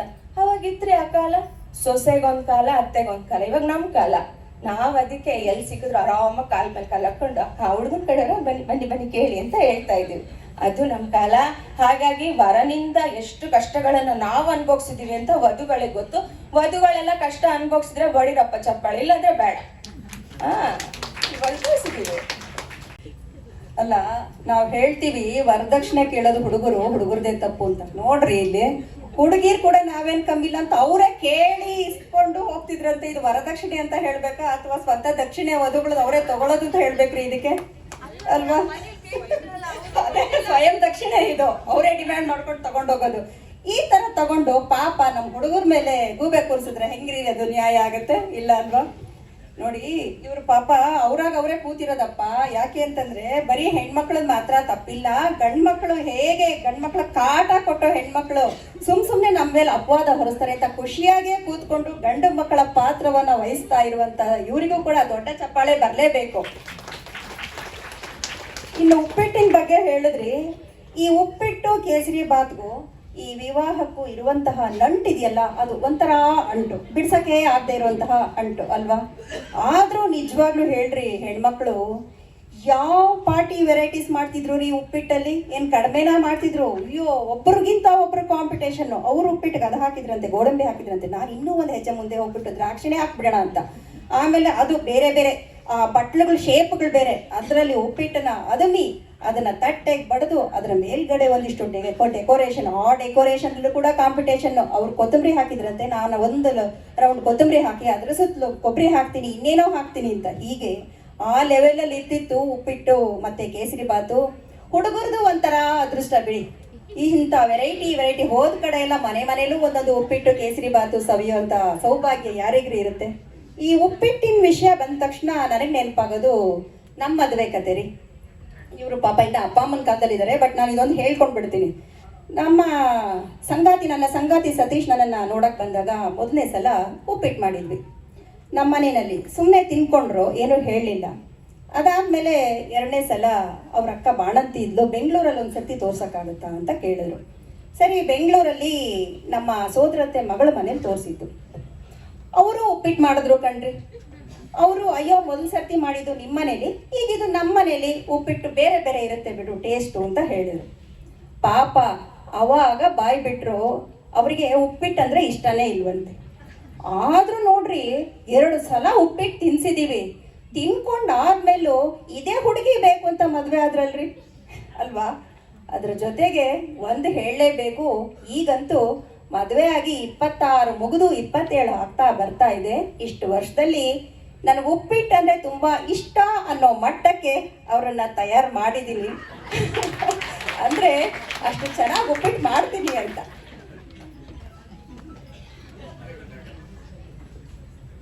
ಈಗ ಇಷ್ಟೆಲ್ಲ ಆಯಿತು, ಅಪ್ಪ ಅಮ್ಮನ ಕಾಲದವರೆಗೂ ಬಂದ್ವಿ. ಈಗಿನ ಕಾಲದಲ್ಲಿ ಏನು ನಡೀತಾ ಇದೆ, ಈ ಪ್ರಸ್ತುತ ಸಮಸ್ಯೆಗಳು ಏನಿದೆ ಹುಡುಗ ಹುಡುಗಿ, ಇದ್ರ ಬಗ್ಗೆ ಹುಡುಗನ ಬಗ್ಗೆ ಮಾತಾಡೋದಕ್ಕೆ ನಮ್ಮ ರಮಾ ಅವರು ತುದಿಗಾಲ್ನಲ್ಲಿ ನಿಂತ್ಕೊಂಡು ಕಾಯ್ತಾ ಇದ್ದಾರೆ. ರಮಾ ಅವರೇ ಹೇಳಿ. ಎಲ್ರಿಗೂ ನಮಸ್ಕಾರ. ಅಜ್ಜಿ ಕತೆ ಹೇಳಜ್ಜಿ ಅನ್ನೋ ಪುಸ್ತಕ ಇವತ್ತು ಬಿಡುಗಡೆ ಆಯ್ತು ಅನ್ನೋ ಸಂಭ್ರಮದಲ್ಲಿ ಎಲ್ಲರೂ ಅವ್ರ ಅಜ್ಜಿ ಕತೆ ಮತ್ತೆ ಅವ್ರ ಅಪ್ಪ ಅಮ್ಮಂದ್ರ ಕತೆ ಎಲ್ಲ ಹೇಳ್ಕೊಂಡು ಬಂದ್ರು ಇಷ್ಟೊತ್ತು. ಈಗ ನಾವು ನಮ್ಮ ಕಾಲಘಟ್ಟದ ಒಂದು ಅವಸ್ಥೆ ಏನಿದೆ, ವರಾನ್ವೇಷಣೆಯ ಅವಸ್ಥೆ ಏನಿದೆ ಅನ್ನೋದನ್ನ ಹೇಳ್ತಾ ಹೋಗೋಣ. ಹೇಳ್ತಿದ್ರು ಆಗೆಲ್ಲ ಸಿಕ್ಕಾಪಟ್ಟೆ ಡಿಮ್ಯಾಂಡ್ ಇತ್ತಂತೆ. ಒಬ್ಬ ಹುಡುಗ ಇದ್ರೆ ದಾರಿಲಿ ನಡ್ಕೊಂಡು ಹೋಗ್ತಿದ್ರೆ ಸಾಕು, ಅವನ್ನ ನಮ್ಗೆ ಹುಡುಗನ್ ಕೊಡ್ತೀರಾ ಅಂತ ಕೇಳೋರು ಕ್ಯೂ ಅಲ್ಲಿ ನಿಂತ್ಕೋತಿದ್ರು ಅಂತ ಹೇಳ್ತಾ ಇದ್ರು ಇಷ್ಟೊತ್ತು. ಆದ್ರೆ ಈಗಿನ ಪರಿಸ್ಥಿತಿ ಹೇಗಾಗ್ಬಿಟ್ಟಿದೆ ಅಂತಂದ್ರೆ, ಹುಡುಗನ್ ಕಡೆಯವರು ಊರೆಲ್ಲ ರಾಜ್ಯ ಎಲ್ಲ ಅಲಿಬೇಕಾಗತ್ತೆ, ಹುಡುಗಿ ಬೇಕು ಬೇಕು ಬೇಕು, ನಮಗೆ ತಕ್ಕ ಹುಡುಗಿ ಸಿಗ್ತಾಳ ಅಂತ ಹುಡುಕಿ ಸಾಕಾಗತ್ತೆ. ಆ ತರದ ಪರಿಸ್ಥಿತಿ ಬಂದ್ಬಿಟ್ಟಿದೆ. ಇವತ್ತು 30 ವರ್ಷ ಆದ್ರೂ ಕೂಡ ಹುಡುಗಿ ಸಿಕ್ಕೋದು ಬಹಳ ಕಷ್ಟ ಆಗಿದೆ. 30 ವರ್ಷಕ್ಕೆ 30 ಸಂಬಂಧಗಳನ್ನ ನೋಡಿ, 30 ಜನ ಹುಡುಗಿಯರನ್ನ ನೋಡಿ, 30 ಜಿಲ್ಲೆಗಳನ್ನ ವಿಸಿಟ್ ಮಾಡಿ ಎಲ್ಲ ನೋಡ್ಕೊಂಡು ಬಂದ್ರು ಕೂಡ ಒಪ್ಪಿಗೆ ಆಗೋದು ಬಹಳ ಕಷ್ಟ ಆಗ್ಬಿಟ್ಟಿದೆ ಇವತ್ತು. ಇನ್ನ ನಮ್ಮ ಯಜಮಾನ್ರದೇ ಕಥೆ ಹೇಳ್ಬೇಕಂದ್ರೆ, 30 ವರ್ಷಕ್ಕೆ 30 ಹುಡುಗಿರನ್ನ 30 ಸಂಬಂಧಗಳನ್ನ ನೋಡಿದ್ರಂತೆ. ಹೇಗಾಗ್ಬಿಟ್ಟಿತ್ತು ಅಂದ್ರೆ, ರಾಯಚೂರಿಗೆ ಹೋದ್ರೆ ಅಲ್ಲಿ ರಾಯರ ದರ್ಶನ ಮಾಡ್ಕೊಂಡು ಬರ್ತಿದ್ರು, ಆದ್ರೆ ಹುಡುಗಿ ಮಾತ್ರ ಸಿಗ್ಲಿಲ್ವಂತೆ. ಮೈಸೂರಿಗೆ ಹೋದ್ರೆ ಚಾಮುಂಡಿ ದೇವಿನ ಮತ್ತೆ ಅಲ್ಲೇ ನಂಜನಗೂಡಲ್ಲಿರುವಂತ ನಂಜನ ಸ್ವಾಮಿನ ನೋಡ್ಕೊಂಡು ಬಂದ್ರೆ ಹುಡುಗಿನ ಮಾತ್ರ ಸಿಗ್ಲಿಲ್ವಂತೆ. ಅದಕ್ಕೆ ನಾನು ಟೀಕೆ ಮಾಡ್ತಾ ಇದ್ದೆ, ಸುಮ್ಮನೆ ಹಾಗೆ ರೇಗಿಸ್ತಿದ್ದೆ. ಹಾಗಾದ್ರೆ ನೀವು ಅತ್ತೆ ಮಾವನ ಹುಡುಗಿನ ನೋಡೋ ಒಂದು ನೆಪ ಉಟ್ಕೊಂಡು ತೀರ್ಥಕ್ಷೇತ್ರಗಳ ದರ್ಶನ ಮಾಡಿಸ್ಕೊಂಡ್ ಬಂದಿದ್ದೀರಾ, ಅಷ್ಟೇ, ಹುಡುಗಿ ನಿಮ್ಗೆ ಸಿಕ್ಕೇ ಇಲ್ಲ ನೋಡಿ ಇಷ್ಟು ವರ್ಷ ಆದ್ರೂನು ಅಂತ ಹೇಳಿ ರೇಗಿಸ್ತಾ ಇದ್ದೆ. ಇದಲ್ದೆ 30 ವರ್ಷ ಆಯ್ತು, ಸರಿನಪ್ಪ, 30 ವರ್ಷ ಆಯ್ತು, ಇನ್ನೂ ಹುಡುಗಿ ಸಿಕ್ಕಿಲ್ಲ, ಹುಡುಗಿಯರ್ನ ನೋಡ್ತಾನೆ ಇದೀವಿ ಅಂತ ನೋಡ್ತಾನೆ ಇದ್ರು ಕೂಡ ಅವ್ರು ಕೂದಲೆಲ್ಲ ಉದ್ರಕ್ಕೆ ಸ್ಟಾರ್ಟ್ ಆಗತ್ತೆ. ಈಗ ನಮ್ಮ ಅಣ್ಣನ ಪರಿಸ್ಥಿತಿ ಅದೇ ಅಂತ ಹೇಳಿಕ್ಕೆ ಇಷ್ಟಪಡ್ತೀನಿ. ಅವ್ರ ಕೂದಲೆಲ್ಲ ಉದುರ್ತಾ ಇದೆ, ಆದ್ರೆ ಹುಡುಗಿ ಮಾತ್ರ ಸಿಕ್ತಿಲ್ಲ. ಸರಿ, ಇನ್ನ ಕೂದ್ಲು ಉದುರ್ತಿದೆ ಅಲ್ವಾ, ಕೂದ್ಲು ಇದ್ದಾಗ್ಲೇನೆ ಹುಡುಗಿ ಸಿಗ್ಲಿಲ್ಲ, ಕೂದ್ಲು ಉದುರ್ ಬಿಟ್ರೆ ಇನ್ನ ಅಸಲಿಗೆ ಹುಡುಗಿರ್ ಮುಖ ಕೂಡ ನೋಡೋದಿಲ್ಲ ಅಂತ ಹೇಳಿ ಅದಕ್ಕೆ ಹೇರ್ ಇಂಪ್ಲಾಂಟೇಶನ್ ಕೂಡ ಮಾಡಿಸ್ಕೊಂಡ. ಸರಿ, ಹೇರ್ ಇಂಪ್ಲಾಂಟೇಶನ್ ಮಾಡಿಸ್ಕೊಂಡ, ಆದ್ರೆ ಈಗ ಮತ್ತೆ ಕೂದ್ಲು ಚಿಗುರ್ತಿದೆ ಅನ್ನೋ ಖುಷಿಯಲ್ಲಿ ಹುಡುಗಿರ್ನ ನೋಡಕ್ ಹೋದ್ರೆ ಈಗ್ಲೂ ಸಿಕ್ತಿಲ್ಲ ಹುಡುಗಿರು. ಮತ್ತಿನ್ನೊಂದು 5 ವರ್ಷಕ್ಕೆ ಅವನಿಗೆ ಕೂದ್ಲೆಲ್ಲ ಬಿಳಿ ಕೂಡ ಆಗ್ತಾ ಬಂತು. ಇವಾಗ ಕಲರಿಂಗ್ ಕೂಡ ಮಾಡಿಸ್ಕೊಳ್ಬೇಕಾಗಿರುವಂತ ಪರಿಸ್ಥಿತಿ ಬಂದ್ಬಿಟ್ಟಿದೆ. ಇಷ್ಟೆಲ್ಲ ಕಷ್ಟಗಳು ನಮ್ಮ ಹುಡುಗರಿಗೆ. ಆದ್ರೆ ಸರಿ, ಇವಾಗೇನು ಜೀವನ್ ಸಾಥಿ ಆ್ಯಪ್ ಅಂತೆ, ಆ ಆ್ಯಪ್ ಅಂತೆ, ಈ ಆ್ಯಪ್ ಅಂತೆ, ಅದ್ರಲ್ಲೆಲ್ಲ ಇದೆ, ಹುಡುಗಿರು ಸಿಗ್ತಾರಲ್ವಾ, ನೋಡಿದ್ರೆ ಆಯ್ತು, ಅದಕ್ಕೇನಂತೆ ಊರೆಲ್ಲ ಸುತ್ತಬೇಕು ಅದಕ್ಕೆ ಅಂತ ಅನ್ಕೊಂಡು ಅದ್ರಲ್ಲಿ ರಿಜಿಸ್ಟರ್ ಮಾಡ್ಕೊಂಡು ಹುಡುಗಿರ್ನ ಪ್ರೊಫೈಲ್ಸ್ ಅನ್ನ ನೋಡ್ತಾ ಇದ್ರೆ ಅವ್ರ ಡಿಮ್ಯಾಂಡು ಆ ಲಿಸ್ಟು ಎಲ್ಲ ನೋಡ್ಬಿಟ್ರೆ ಸದ್ಯ ಮದ್ವೆನೇ ಆಗದೆ ಆರಾಮಾಗಿ ಇದ್ಬಿಡೋಣಪ್ಪ, ಯಾಕೆ ಬೇಕು ಅನ್ನುವಂತ ಪರಿಸ್ಥಿತಿ ಕೂಡ ಬಂದ್ಬಿಟ್ಟಿದೆ ನಮ್ಮ ಹುಡುಗರಿಗೆ. ಇಂಥ ಗೋಳು ಯಾವ ಹುಡುಗರಿಗೆ ಬೇಕಪ್ಪ, ಮದ್ವೆನೇ ಆಗದೆ ಇಟ್ಬಿಡೋಣ ಅಂತ ಅನ್ಕೊಳ್ಳೋ ಅಂತ ಪರಿಸ್ಥಿತಿ. ಆದ್ರೆ ಅಕ್ಕಪಕ್ಕದಲ್ಲಿ ಇರ್ತಾರಲ್ವಾ, ಇನ್ನು ಮದ್ವೆ ಆಗಿಲ್ವಾ ನಿಮ್ ಹುಡುಗನ್ಗೆ, ಇನ್ನು ಹುಡುಗಿ ಸಿಗ್ಲಿಲ್ವಾ ಅಂತ ರೇಟ್ಸೋ ಅಂತ ಅವ್ರ ಮಧ್ಯದಲ್ಲಿ ನಮ್ಮ ಹುಡುಗರು ಇವತ್ತು ನರಳ್ತಾ ಬಾಳ್ತಾ ಇದ್ದಾರೆ. ಹೌದು ರಮಾ ಅವರೇ, ಎಷ್ಟರ ಮಟ್ಟಿಗೆ ಅಂತಂದ್ರೆ ಪಾಪ ನೀವು ಹೇಳಿದ್ರಿ, ದೇವಿ ದರ್ಶನನೇ ತುಂಬಾ ಸುಲಭ, ಆದ್ರೂ ಹುಡುಗಿರ ದರ್ಶನ ಅಷ್ಟು ಕಷ್ಟ ಆಗ್ಬಿಟ್ಟಿದೆ ಇವಾಗಿನ ಹುಡುಗರ ಪಾಲಿಗೆ.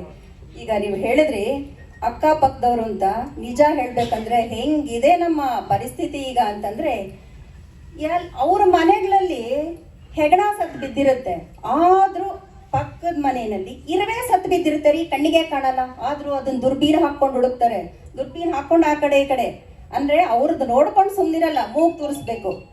ಯಾಕೆ ಇನ್ನು ಮದುವೆ ಆಗಿಲ್ವಾ, ಪಾಪ ಏನೋ ಐದಿರ್ಬೇಕು, ಇಲ್ಲ ಅಂದ್ರೆ ಇಷ್ಟೊತ್ತಿಗೆ ಖಾಲಿ ಆಗ್ಬೇಕಾಗಿತ್ತಲ್ವಾ ಅಂತ ಈ ತರ ಬೇರೆ. ಹೋಗ್ಲಿ, ಅಪ್ಪ ಅಮ್ಮನ್ ಕೇಳಿ ಸುಮ್ಮನೆ ಆಗ್ತಾರಾ, ಇಲ್ಲ ಡೈರೆಕ್ಟ್ ಆಗಿ ಹುಡುಗನ್ನೇ ಕೇಳ್ಬಿಡ್ತಾರೆ ಏನ್ ಕತೆ ಅಂತ.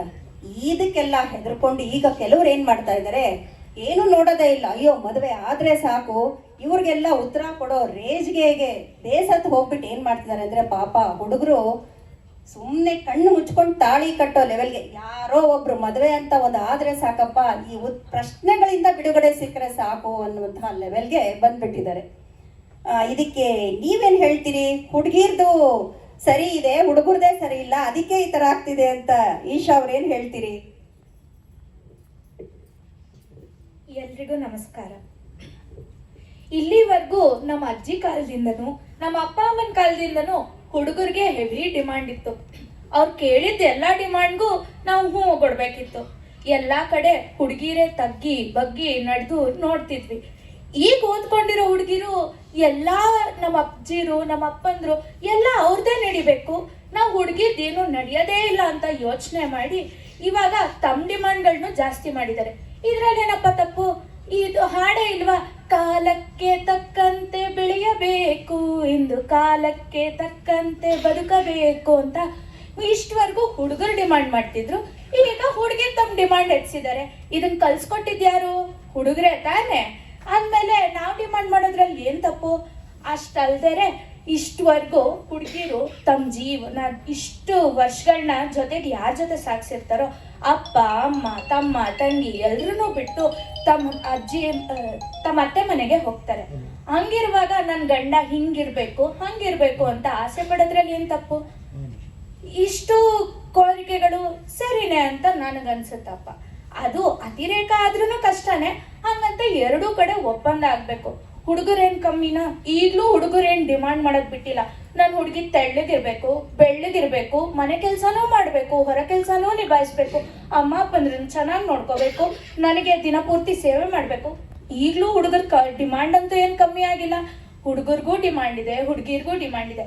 ಹಂಗ್ ನೋಡಕ್ ಹೋದ್ರೆ ಹುಡುಗರಿಂದನೇ ಹುಡುಗಿಯರ್ ಡಿಮಾಂಡ್ ಮಾಡೋದ್ ಕಲ್ತಿರೋದು ಅಂತಾನೂ ಹೇಳ್ಬೋದು. ಹಾಗಾಗಿ ಈಗಿರೋ ಹುಡುಗಿರು ಡಿಮಾಂಡ್ ಮಾಡೋದ್ರಲ್ಲಿ ತಪ್ಪು ಇಲ್ಲ. ಆದ್ರೆ ಎಲ್ಲ ಒಂದು ಇತಿಮಿತಿಯಲ್ಲಿದ್ರೆ ಚೆನ್ನಾಗಿರುತ್ತೆ ಅಂತ ಹೇಳಿ ನನ್ನ ಮಾತು ಮುಗಿಸ್ತೀನಿ. ಹೌದು ಈಶಾ ಅವ್ರೆ, ಅತ್ತೆಗೊಂದ್ ಕಾಲ ಸೊಸೆಗೊಂದ್ ಕಾಲ ಅಲ್ವಾ? ಇಷ್ಟು ವರ್ಷ ಮೇಲ್ ಡಾಮಿನೇಷನ್ ನೋಡಿದೀವಪ್ಪ. ಈಗ ಒಂದಿಷ್ಟು ಏನೋ ಫೀಮೇಲ್ ಡಾಮಿನೇಷನ್ ನೋಡೇ ಬಿಡೋಣ ಬಿಡ್ರಿ, ಅದು ಹೆಂಗಿರುತ್ತೆ ಅಂತ ಅಲ್ವಾ? ಪಾಪ ಇಷ್ಟೆಲ್ಲ ಎಷ್ಟು ಚೆನ್ನಾಗಿ ನಮ್ಮ ಈಶಾ ಅವ್ರು ಹೇಳಿದ್ರು, ಯಾಕೆ ಹೆಣ್ಮಕ್ಳು ಹೀಗಾಗ್ಬಿಟ್ಟಿದ್ದಾರೆ ಅಂತ ಅಲ್ವಾ? ಹೆಣ್ಮಕ್ಳು ಹೀಗಾಗೋದಿಕ್ಕೆ ಕಾರಣ ಗಂಡು ಮಕ್ಳು ಕೊಡೋ ಟಾರ್ಚರು. ಅದಕ್ಕೆ ಅವ್ರ ಪರಿಸ್ಥಿತಿ ಹೇಗೆ ಅಂತಂದ್ರೆ ಎಷ್ಟು ಅಂತ ಬಗ್ತಾರ್ರಿ. ಈಗ ಭೂಮಿವರೆಗೂ ಬಗ್ಬಹುದಪ್ಪ, ಇನ್ನೂ ಬಗ್ಗು ಅಂತಂದ್ರೆ ಏನ್ ಹಳ್ಳ ತೋಡ್ಕೊಂಡು ಅದ್ರೊಳಗೆ ಬಿದ್ದೋಗ್ಬೇಕಾಗುತ್ತಾ? ಆಗಲ್ವಲ್ಲ. ಅದಕ್ಕೆ ಅಲ್ಲಿವರೆಗೂ ಬಗ್ತಾರೆ, ಆಮೇಲೆ ರಿವರ್ಸ್ ಅದ್ ನಿಂತ್ಕೊಳ್ಳೇಬೇಕಾಗತ್ತೆ ಅಲ್ವಾ? ಈಗ ನಡೀತಾ ಇರೋದು ಕೂಡ ಅದೇ. ಈಗ 3 ಸುತ್ತಿನ ಮಾತುಕತೆಗಳಾಯ್ತು. ಆಡೋ ವಯಸ್ಸಲ್ಲಿ ಜಾಯಿಂಟ್ ಫ್ಯಾಮಿಲಿಗೆ ತಗಲಾಕಿ ಹೆಣ್ಮಕ್ಳಿಗೆ ಗೋಳ್ ಕೊಡ್ತಾ ಇದ್ದಿದ್ದು ನಮ್ಮ ಅಜ್ಜ ಅಜ್ಜಿ ಕಾಲದಲ್ಲಿ ಅದು ಒಂದಾದ್ರೆ, ಇನ್ನೊಂದು ಮುಖಾಮೂತಿ ನೋಡದೆ ಇರೋ ಹುಡುಗಿ, ಅವಳು ಬಜಾರಿನೋ ಸೋಂಬೇರಿನೋ ಮೊಂಡಿನೋ ಅಂಥವನ್ ಕಟ್ಕೊಂಡು ಹೇಗೋ ಅಂತ ಕಾಲ. ಇದು ನಮ್ಮ ಅಪ್ಪ ಅಮ್ಮನ ಕಾಲದಲ್ಲೂ ಸಹ ಇದು ನಡ್ಕೊಂಬಂತು ಇಲ್ಲಿವರೆಗೂ. ಆದ್ರೂ ನೋಡಿ, ಇಷ್ಟಾದ್ರೂ ಕೂಡ ಆ ಒಂದು ಜನ್ರೇಷನಲ್ಲಿ ಇದ್ದಿದ್ದು ಒಂದು ಪ್ರೀತಿ, ಒಂದು ಹೊಂದಾಣಿಕೆ ಅಲ್ವಾ? ಹಾಗಾಗಿ ಬಹಳ ದೀರ್ಘವಾಗಿ ಬಾಳ್ಗೆ ಬರ್ತಾ ಇತ್ತು ಆ ಸಂಬಂಧಗಳು. ಈಗ ಯಾಕೆ ಸ್ವಲ್ಪ ಈ ಸಂಬಂಧಗಳಲ್ಲಿ ಸ್ವಲ್ಪ ಗೊಂದಲಗಳಾಗ್ತಾ ಇದೆ? ಈ ಸಂಬಂಧಗಳು ಇವತ್ತು ಯಾಕೆ ಶಾಶ್ವತವಾಗಿ ಉಳಿತಾ ಇಲ್ಲ ಅನ್ನುವಂತಹ ಪ್ರಶ್ನೆಯನ್ನ ಮುಂದಿಟ್ಕೊಂಡು ನಾವು 2ನೇ ಸುತ್ತನ್ನ ಆರಂಭ ಮಾಡೋಣ. ಈಗ ಹುಡುಗ ಹುಡುಗಿ ಇಬ್ರು ವಿದ್ಯಾವಂತರೆ, ಇಬ್ರು ವಿಚಾರವಂತರೆ, ಆದರೂ ಕೂಡ ಸಮಸ್ಯೆಗಳು ಮಾತ್ರ ಕಡಿಮೆ ಆಗ್ತಾ ಇಲ್ಲ. ಸಮಸ್ಯೆಗಳ ಸುತ್ತನೇ ನಾವು ತಿರುಗ್ತಾ ಇದ್ದೀವಿ. ಹೀಗಾಗಿ ಮದುವೆಗಳು ಸಾಕಷ್ಟು ಗೊಂದಲದ ಗೂಡಾಗ್ತಾ ಇದೆ. ಹೀಗಿರ್ಬೇಕಾದ್ರೆ ನಮ್ಮ ಒಂದು ಪ್ರಶ್ನೆ ಏನು ಅಂತಂದ್ರೆ, ಈ ಸಮಸ್ಯೆಗಳು ಯಾಕಾಗಿ ಬಂದಿದೆ? ವಿವಾಹಗಳು ಸುಸೂತ್ರವಾಗಿ ಸಾಗಬೇಕಾದ್ರೆ ನಾನು ಕೇಳ್ತಾ ಇದ್ದೀನಿ ನಮ್ಮ ಸ್ವರ್ಣಲತಾ ಅವ್ರಿಗೆ, ವಿವಾಹಗಳಾಗಬೇಕಾದ್ರೆ ಅಂದ್ರೆ ಈಗ ನೀವು ಗಂಡಿನ ಕಡೆಯವರಾದ್ರಿಂದ ಗಂಡು ಮಕ್ಕಳಿಗೆ ಸುಲಭವಾಗಿ ಆಗ್ಬೇಕಾದ್ರೆ ಹೆಣ್ಣು ಮಕ್ಕಳಿಂದ ಏನನ್ನ ನೀವು ನಿರೀಕ್ಷೆ ಮಾಡ್ತೀರಾ? ನೋಡಿ ಸುಮಾ ಅವರೇ, ನನ್ನ ಹತ್ರದವರೊಬ್ರು ಮಗಳಿಗೆ ನೋಡ್ತಾ ಇದ್ದಾರೆ. ಅವ್ರ ಕಂಡೀಷನ್ ನೀವು ಕೇಳಬೇಕು. ನಾನು ಕೇಳಿದಾಗ ನನ್ನ ತಲೆನೇ ಸುತ್ತೋಯ್ತು. ಹೆಂಗೆ ಅಂದ್ರೆ, ಹುಡುಗ ಒಬ್ಬನೇ ಮಗ ಇರಬೇಕು, ಅಪ್ಪ ಅಮ್ಮ ಆರಾಮಾಗಿ ದೂರದಲ್ಲೆಲ್ಲೋ ಸೆಟ್ಲ್ ಆಗಿರ್ಬೇಕು, ಜೊತೆಲಿರಬಾರ್ದು, ಅಕ್ಕ ತಂಗಿ ನಿನ್ನೇನು ಕೇಳಂಗೆ ಇಲ್ಲ. ಇನ್ನು ಹೇಳ್ಬೇಕಂದ್ರೆ ಒಳ್ಳೆ ಕೆಲಸದಲ್ಲಿರ್ಬೇಕು ಹುಡುಗ, ಕೈ ತುಂಬ ಸಂಬಳ ತರಬೇಕು, ಮದುವೆ ಆದ್ಮೇಲೆ ಯಾವಾಗ್ಲೂ ನನ್ನ ಜೊತೆನೇ ಇರ್ಬೇಕು. ಇದು ಸಾಧ್ಯನೇನ್ರಿ? ಹೋಗ್ಲಿ ಅಂದ್ರೆ ಇದು ಅರೇಂಜ್ ಮ್ಯಾರೇಜ್ಗಳ ಕತೆ. ಇನ್ನು ಲವ್ ಮ್ಯಾರೇಜ್ಗಳ ಕತೆ ಕೇಳಲೇಬೇಡಿ. ಅದೆಷ್ಟು ಜನ ಹೋಗ್ತಾರೋ ಆಮೇಲೆ ಕತೆನೋ ಕತೆ ಗೊತ್ತಿಲ್ಲ. ಅದೆಲ್ಲ ಹೇಗೋ ಅಂದ್ರೆ ಹುಡುಗಿ ಇತ್ತೀಚೆಗೆ ಈಗಿನ ಕಾಲದಲ್ಲಿ ಹೆಣ್ಮಕ್ಳು ಚೆನ್ನಾಗಿ ಓದ್ಬಿಟ್ಟಿರ್ತಾರೆ, ಒಳ್ಳೆ ಕೈ ತುಂಬ ಸಂಬಳ ತರೋ ಅಂತ ಕೆಲಸದಲ್ಲೂ ಇರ್ತಾರೆ. ಅವರಿಗೊಂದು ಆಸೆ ಇರುತ್ತೆ, ನಾನು ಮದುವೆ ಆಗೋ ಹುಡುಗ ನನಗಿಂತ ಜಾಸ್ತಿ ಓದಿರ್ಬೇಕು, ನನಗಿಂತ ಜಾಸ್ತಿ ಸಂಬಳ ತರಬೇಕು ಅಂತ. ಇದು ನೋಡಿ ಹೇಗಾಗುತ್ತೋ ಗೊತ್ತಿಲ್ಲ. ಮೊದಲೆಲ್ಲ ಜಾಯಿಂಟ್ ಫ್ಯಾಮಿಲಿ ಇರ್ತಿತ್ತು. ಹಾಗಂದ್ರೆ 20-25 ಜನ ಒಂದೇ ಸೂರಿನಡಿ ಒಟ್ಟಿಗೆ ಇರ್ತಾ ಇದ್ದಿದ್ದು. ಈಗ ಜಾಯಿಂಟ್ ಫ್ಯಾಮಿಲಿ ಇದ್ರೆ ನೋಡಿಪ್ಪ ನಾನು ನಮ್ಮ ಯಜಮಾನ್ರು ಇಬ್ರು ಜಾಯಿಂಟ್ ಫ್ಯಾಮಿಲಿ ಇದ್ದೀವಿ ಅಂತ ಹೇಳೋರು ಜಾಸ್ತಿ. ಕೆಲವೊಂದ್ಸತಿ ಅನ್ಸುತ್ತೆ ಮದುವೆ ಆಯ್ತಾ, ಮದುವೆ ಯಾಕಾಗಿಲ್ಲ ಅನ್ನೋದು ಒಂದೇ ಪ್ರಶ್ನೆ ಮದುವೆಗೆ ಮುಂಚೆ ಬಂದ್ರೆ ಮದುವೆ ಆದ್ಮೇಲೆ 10 ಪ್ರಶ್ನೆಗಳು ಹುಟ್ಕೊಡುತ್ತೆ ಅಂತ ಅಲ್ವಾ? ಈಗಿನ ಮಕ್ಕಳು ಒಬ್ಬೊಬ್ಬರೇ ಬೆಳೀತಾರೆ. ತಂದೆ ತಾಯಿ ಇಬ್ರು ಕೆಲ್ಸಕ್ಕೆ ಹೋಗೋದ್ರಿಂದ ಮಕ್ಕಳನ್ನ ಹಾಸ್ಟೆಲಿಗೆ ಹಾಕ್ಬಿಡ್ತಾರೆ. ಅವರು ಇಂಡಿಪೆಂಡೆಂಟ್ ಆಗಿ ಅವ್ರದನ್ನ ನೋಡ್ಕೊಂಡು ಫ್ರೆಂಡ್ಸ್ ಜೊತೆ ಹೇಗೋ ಬೆಳೆದ್ಬಿಡ್ತಾರೆ.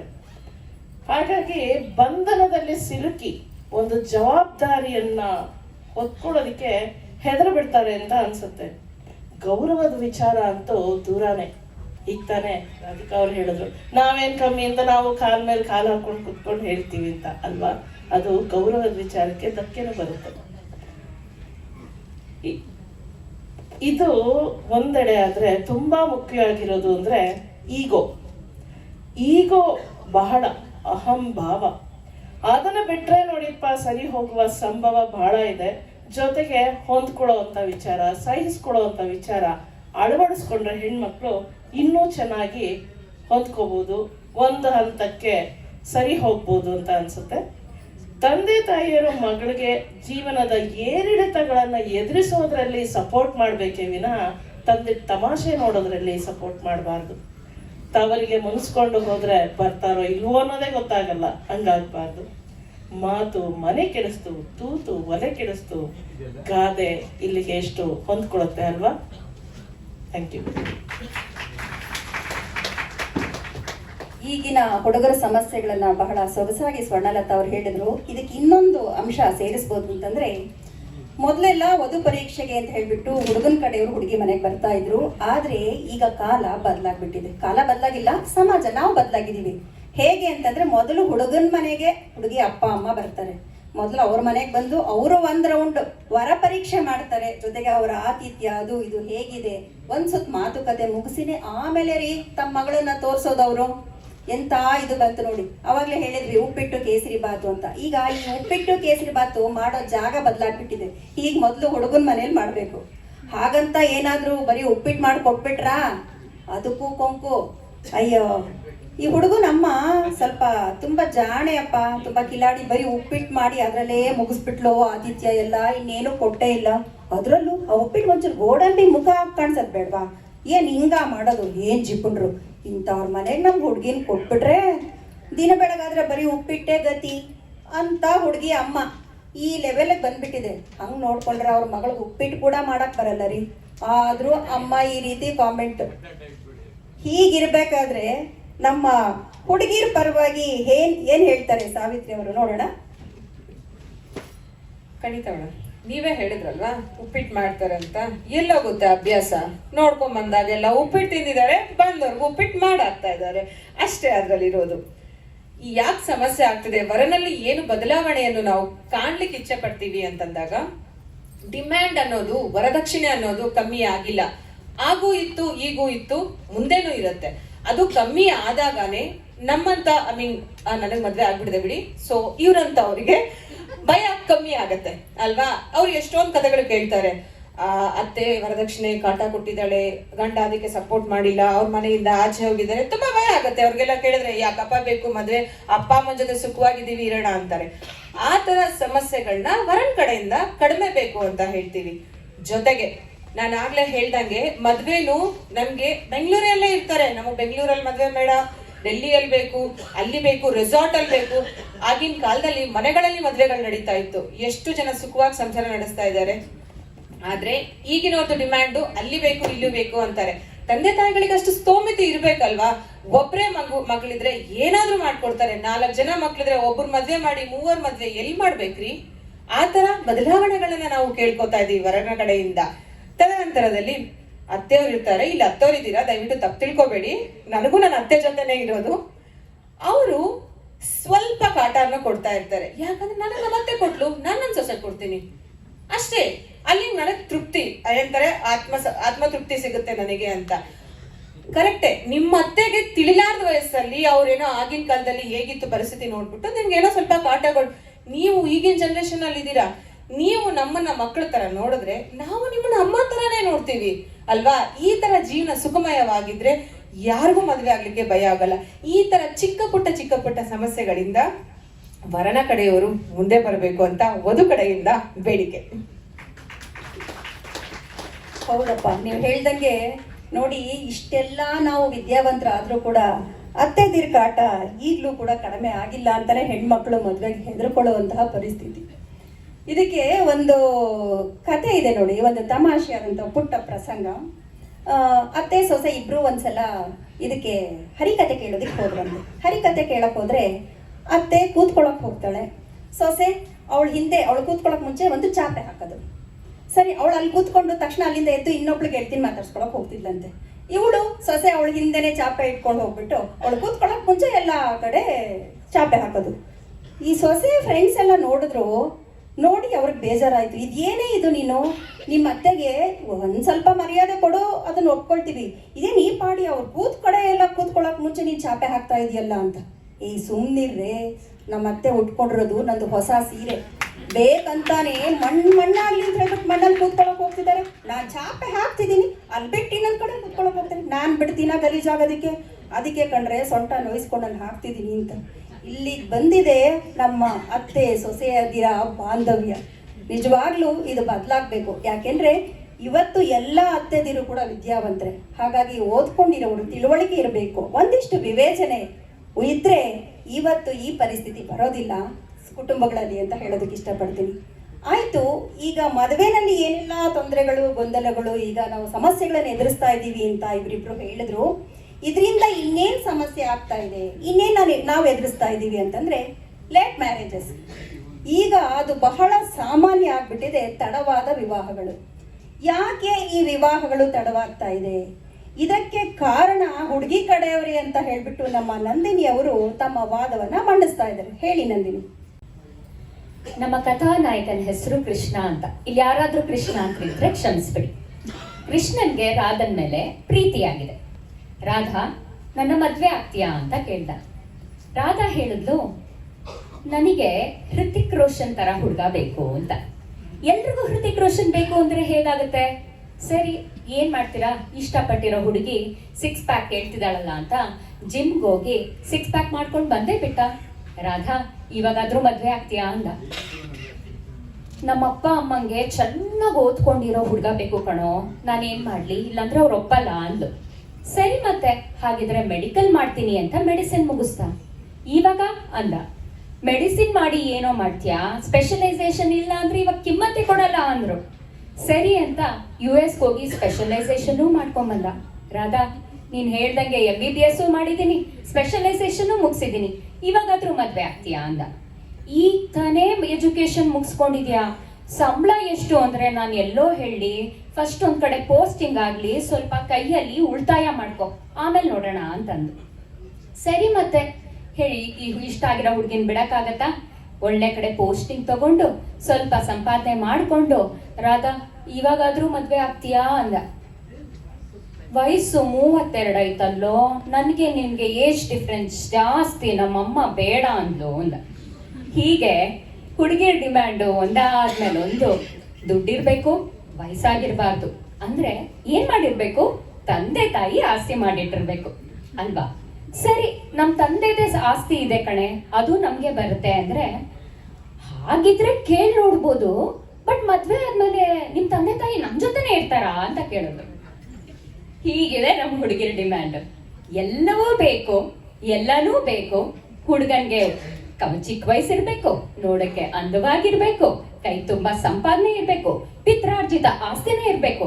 ಆದ್ರೆ ತಂದೆ ತಾಯಿ ಜೊತೆಲಿ ಇರ್ಬಾರ್ದು, ನಾದ್ನೀರ್ ಕಾಟ ಅಂತೂ ಇರ್ಲೇಬಾರ್ದು, ಓರ್ಗಿತ್ತೀರಂತೂ ಆಸ್ತಿನ ಶೇರ್ ಮಾಡ್ಕೊಳಕ್ ಇರ್ಲೇಬಾರ್ದು. ಹೀಗಿರುವಾಗ ಪಾಪ ನಮ್ ಗಂಡ್ ಮಕ್ಳು ಡಿಲೇ ಮ್ಯಾರೇಜ್ ಆಗದೆ ಇನ್ನೇನಾಗತ್ತೆ?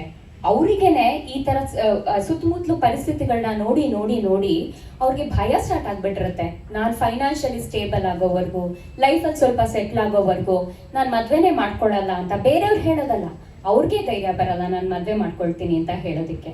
ಹೀಗೆ ಆಗ್ತಾ ಆಗ್ತಾ ವಯಸ್ಸಾಗ್ತಾ ಆಗ್ತಾ ನಮ್ಮ ಸಾಯಿರಮ್ಮ ಅವ್ರು ಹೇಳ್ದಂಗೆ ಮುಖದಲ್ಲಿ ಕಾಂತಿನೂ ಕಮ್ಮಿ ಆಗುತ್ತೆ, ಕೂದಲು ಉದ್ರಕ್ ಸ್ಟಾರ್ಟ್ ಆಗುತ್ತೆ, ಆಪ್ಷನ್ಸ್ ಇನ್ನೂ ಕಮ್ಮಿ ಆಗ್ತಾ ಹೋಗುತ್ತೆ, ಖಿನ್ನತೆ ಹೆಚ್ಚಾಗುತ್ತೆ, ಜೀವನದಲ್ಲಿ ಉತ್ಸಾಹ ಕಮ್ಮಿ ಆಗುತ್ತೆ.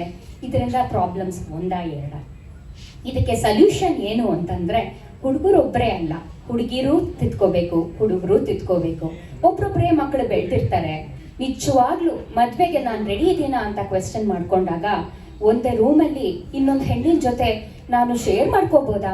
ಒಂದೇ ವಾರ್ಡ್ರೋಬ್ ಅಲ್ಲಿ ಇನ್ನೊಂದು ಹೆಂಡತಿ ಜೊತೆ ನಾನು ವಾರ್ಡ್ರೋಬ್ ಸ್ಪೇಸ್ ನ ಶೇರ್ ಮಾಡ್ಕೋಬೋದಾ ಅನ್ನೋದು ಕೂಡ ಸಿದ್ಧರಿಲ್ಲ ನಮ್ಮ ಹುಡುಗರಾಗ್ಲಿ ನಮ್ಮ ಹುಡುಗಿರಾಗ್ಲಿ. ಆ ರೀತಿ ಪರಿಸ್ಥಿತಿಗೆ ನಾವು ಬರ್ತಾ ಇದ್ದೀವಿ. ನಿಜವಾಗ್ಲೂ ದೊಡ್ಡವರು ಅಷ್ಟಿದ್ದೇ ಹೇಳಿಲ್ಲ, ಆಗೋ ಸಮಯಕ್ಕೆ ಎಲ್ಲ ಆಗ್ಬೇಕು ಅಂತ. ಜೀವನದಲ್ಲಿ ಯಾವತ್ತು ಪಿಕ್ಚರ್ ಪರ್ಫೆಕ್ಟ್ ಅನ್ನೋದು ಇರೋದಿಲ್ಲ.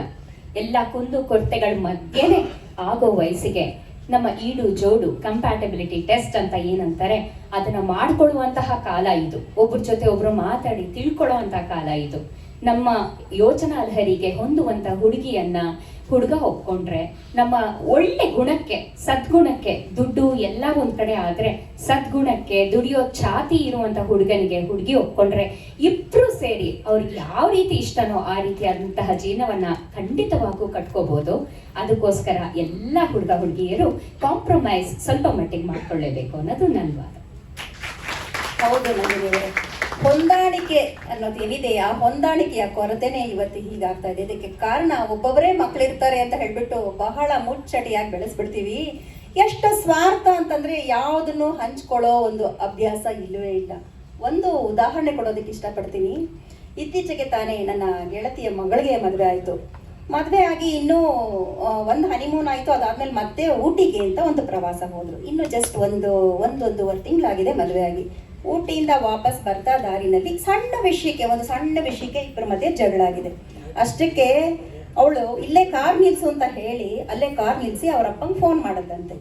ಅಪ್ಪ, ನನ್ನನ್ನು ಬೈತಾ ಇದ್ದಾನೆ, ನಾನು ಇಲ್ಲೇ ಇಳಿದಿದ್ದೀನಿ, ಈಗ ಏನ್ ಮಾಡ್ಲಿ? ಅಪ್ಪ ಅದವನು ಏನ್ ಹೇಳ್ಬೇಕ್ರಿ? ಅಪ್ಪ ಹೇಳದಂತೆ, ಅಲ್ಲ, ಇಷ್ಟು ವರ್ಷಗಳು ನನ್ನ ಮಗಳನ್ನ ಎಷ್ಟು ಮುದ್ದಾಗಿ ಬೆಳೆಸಿದೀನಿ, ಒಂದು ದಿವಸ ನನ್ನ ಮಗಳನ್ನ ನಾನೇ ಬೈದಿಲ್ಲ. ಅವನು ಯಾವನು ನನ್ನ ಮಗಳನ್ನ ಬೈಯೋದಿಕ್ಕೆ? ನೀನ್ ಅಲ್ಲೇ ಇರು, ನಾನು ಈಗಲೇ ಬರ್ತೀನಿ. ಊಟಿ ಹತ್ರ ರೀ ಅವ್ರಿರೋದು. ನೀನ್ ಅಲ್ಲೇ ಇರು, ರಸ್ತೆನಲ್ಲಿ ನೀನ್ ಅಲ್ಲೇ ಇರು, ನಾನು ಬರ್ತೀನಿ, ಬಂದು ಕರ್ಕೊಂಡು ಬರ್ತೀನಿ ಇದು ಹೇಳದಂತೆ ಅಪ್ಪ. ಇದನ್ನ ಹೇಳಿ ನನಗೆ ಹೇಳ್ತಿ. ಆಮೇಲೆ ಇಬ್ರಿಗೂ ನಾನು ಬೈದು ಬುದ್ಧಿ ಹೇಳಿ ನನ್ನ ಅಳಿಯನಿಗೆ ಫೋನಲ್ಲಿ ಮಾತಾಡಿ ಊರಿಗೆ ಬಂದ್ಮೇಲೆ ನಾವು ಮಾತಾಡೋಣ, ಮೊದಲು ಇಬ್ರು ಅಲ್ಲಿಂದ ಬನ್ನಿ ಅಂತ ಹೇಳಿದೆ. ಏನ್ ಹೇಳಿ ನಾನು ಇದಕ್ಕೆ ಅಂತ ಹೇಳಿದ್ದು ಅಂದ್ರೆ, ಎಷ್ಟರ ಮಟ್ಟಿಗೆ ಇವತ್ತಿನ ಪರಿಸ್ಥಿತಿಯಲ್ಲಿ ಈ ಮಕ್ಕಳು ಅಂದ್ರೆ ಗಂಡು ಮಕ್ಕಳು ಇರ್ಬೋದು, ಹೆಣ್ಮಕ್ಳು ಇರ್ಬೋದು, ಸ್ವಾರ್ಥದ ಒಂದು ಇದಕ್ಕೆ ಸಿಲುಕಿ ಪರಸ್ಪರ ಒಡನಾಡಿರೋದಿಲ್ಲ, ಒಬ್ರಿಗೊಬ್ರು ಪ್ರೀತಿ ಹಂಚ್ಕೊಂಡಿರೋದಿಲ್ಲ. ಹಾಗಾಗಿ ಈ ಹಂತದಲ್ಲಿ ಅವ್ರಿಗೆ ಹಂಚ್ಕೋಬೇಕು ಅಂತಂದ್ರೆ ಒಂದ್ ಸ್ವಲ್ಪ ಹಿಂಸೆ, ಈಗೋ. ಈ ಒಂದು ಪ್ರಶ್ನೆಗೆ ಅಂದ್ರೆ ಇಲ್ಲಿ ಹುಡುಗರ್ದು ಮಾತ್ರನೇ ಸರಿ, ಹುಡುಗಿರ್ದು ಸರಿ ಇಲ್ಲ ಅಂತ ಅನ್ನೋ ಪ್ರಶ್ನೆಗೆ ನಿಮ್ಮ ಉತ್ತರ ಏನು ರಾಧಿಕಾ ಅವ್ರೆ? ಮೇಡಮ್, ನಾವು ಬೋರ್ಡ್ ಹಾಕೊಂಡಿಲ್ಲ, ನಾವು ನಿಸ್ವಾರ್ಥಿಗಳು, ನಮ್ಗೆ ಆಸೆ ಇಲ್ಲ ಅಂತ ಬೋರ್ಡ್ ಹಾಕೊಂಡಿಲ್ಲಪ್ಪ ನಾವು. ಹೌದೋ ಇಲ್ಲ? ನಮಗೂ ಆಸೆ ಇದೆ, ನಮಗೂ ಸ್ವಾರ್ಥ ಇದೆ. ಫಸ್ಟ್ ಪ್ರಶ್ನೆ, ಮದ್ವೆ ಸೆಟ್ ಆಗ್ತಿದ್ದಂಗೆ ಸುಮಾರು ಮದ್ವೆಗಳಾಗಿರೋ ಮದ್ವೆಯಲ್ಲಿ ಎಲ್ಲ ಹೆಣ್ಮಕ್ಳಿಗೂ ಈವಾಗ್ಲೂ ಹೇಳೋದು ಪ್ರಶ್ನೆ ಮತ್ತೆ ಉತ್ತರ, ನಮ್ಮ ಅಪ್ಪ ಅಮ್ಮ ನೀನ್ ಚೆನ್ನಾಗಿ ನೋಡ್ಕೋಬೇಕು. ಮತ್ ನಮ್ಮ ಅಪ್ಪ ಅಮ್ಮ ನನ್ ಕಾಶಿಗೆ ಬಿಟ್ಬಿಡು ನಿಮ್ಗೆ. ನಾವು ಒಬ್ರೇ ಮಕ್ಕಳು ಹೇಳಿದ್ರು ಅವರು, ಒಬ್ಬೊಬ್ರೇ ಮಕ್ಕಳು ಮುದ್ದಾಗಿ ಬೆಳೆಸಿದೀವಿ. ಇವ್ರ ಅಪ್ಪ ಅಮ್ಮನ ಮಾತ್ರ ತುಂಬಾ ಚೆನ್ನಾಗಿ ನೋಡ್ಕೋಬೇಕು. ನಮ್ಮ ಅಪ್ಪ ಅಮ್ಮನ ಮಾತ್ರ ನಾನು ಒಬ್ಳೆ ದುಡಿಯೋಳು, ನಾನು ಸಾಫ್ಟ್ವೇರ್ ಇಂಜಿನಿಯರು, ನಾನು ದುಡಿಬೇಕು. ನಮ್ಮಮ್ಮ ನಿಮ್ಮ ಅಮ್ಮ ಬಂದ್ರೆ ನಮ್ಮ ಅಮ್ಮಂಗೆ ಅಡ್ಜಸ್ಟ್ ಆಗಲ್ಲ ಕಣೆ, ನಿಮ್ಮ ಅಮ್ಮನ ಬೇರೆ ಇಡುದು. ನೋಡಿ ಎಲ್ಲಿಂದ ಎಲ್ಲಿಗೆ ಇರ್ತಾಳೆ ಅಲ್ವಾ? ಹಾಗೆ ಇನ್ನೊಂದು ಇದೆ, ಗಂಡ ಸತ್ತೊಡನೆ ಹೆಣ್ಣಾಗುವಳು ವಿಧುವೆ, ಗಂಡ ಸತ್ತೊಡನೆ ಹೆಣ್ಣಾಗುವಳು ವಿಧವೆ, ಆದರೆ ಗಂಡು ಆಗುವನು ಮರುಮದುವೆ. ಗಂಡು ಆಗುವನು ಮರುಮದುವೆ ಅಲ್ವಾ?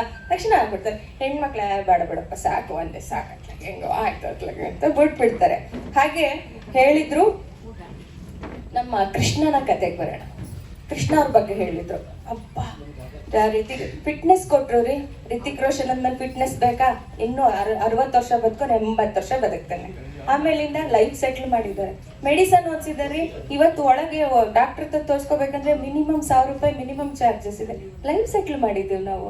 ಅದು ನಾವು ಯಾವಾಗ್ಲೂ ಅಷ್ಟೇ, ಹೆಣ್ಮಕ್ಳು ಇದ್ರೇನೆ ಅಲ್ಲಿ ಎಲ್ಲ ಕಡೆನು ಅಲ್ವಾ? ಹಾಗೆ ಕೇಳಿರ್ಬೋದು ನೀವೆಲ್ಲರೂ, ಸುರೇಶ ಸಖತ್ತು ಪೋಲಿಯಲ್ಲಿದ್ದ, ಇವಾಗ ದಾರಿಗೆ ಬಂದಂಗಿದ್ದಾನೆ. ದಾರಿ ಬರಕ್ಕೆ ಏನ್ ಮಾಡಿದ್ರಿ ಲಕ್ಷ್ಮಮ್ಮ?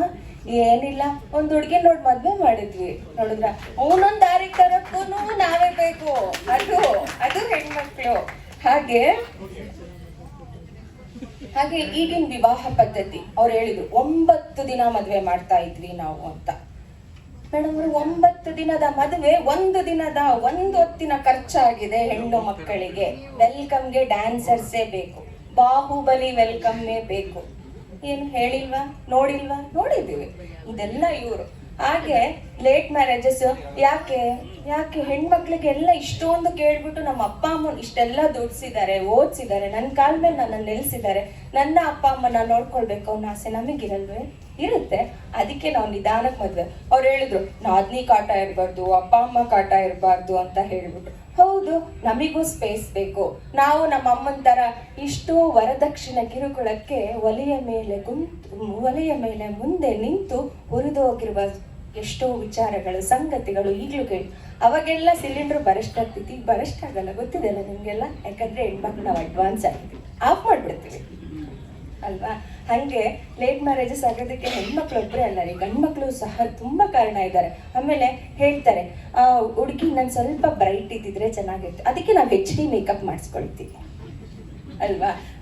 ಹೇಳ್ತಾರೆ ನಿಮ್ ಹುಡುಗಿ ಯಾಕೋ ಕಲರ್ ಕಡಿಮೆ ಕಾಣ್ತಿದ್ದಾಳೆ ಅಂತ ನಮ್ಮ ನಾದ್ನಿ ಹೇಳಿದ್ರು ಅಂತ. ಅದಕ್ಕೆ ಪಾರ್ಲರ್ ಹತ್ರ ತಕ್ಷಣ ಹೈ HD ಮೇಕಪ್ ಮಾಡೋ ಹುಡುಗಿಗೆ. ಅದು ಏನ್ ಮಾಡಕ್ಕಾಗಲ್ಲ, ಕೋರಿಕೆಗಳನ್ನ ತೀರಿಸ್ಬೇಕಲ್ಲ, ಅದಕ್ಕೆ ಹಿಂಗಾಗಿದ್ದೀವಿ.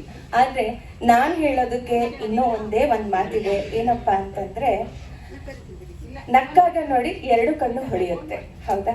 ಅತ್ತಾಗ 2 ಕಣ್ಣು ಅಳತ್ತೆ ಅಲ್ವಾ? ಹಾಗೆ ಜೀವನ, ಸಮಾಜ, ಕುಟುಂಬ 2 ಕಣ್ಣುಗಳಿದ್ದಾಗೆ.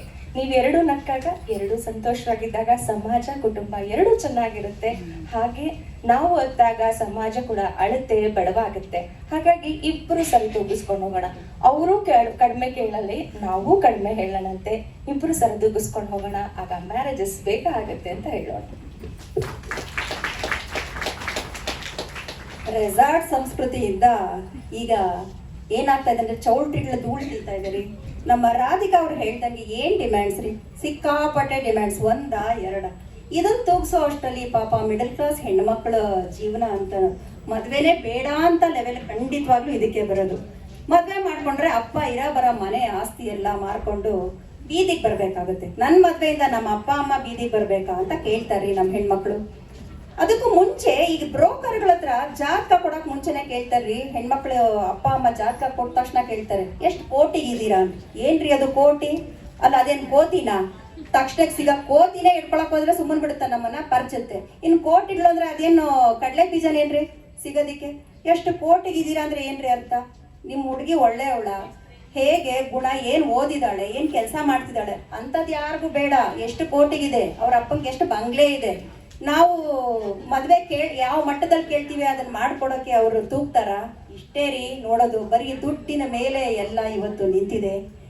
ಈ ರೀತಿಯಾಗಿ ಇವತ್ತು ತಡ ವಿವಾಹಗಳು ಆಗ್ತಾ ಇದೆ. ಅದರ ಜೊತೆಗೆ ಅದರ ಮುಂದುವರಿದ ಇನ್ನೊಂದು ಪಿಡುಗು, ಸಾಮಾಜಿಕ ಪಿಡುಗಾಗಿ ನಮ್ಮನ್ನು ಕಾಡ್ತಾ ಇದೆ.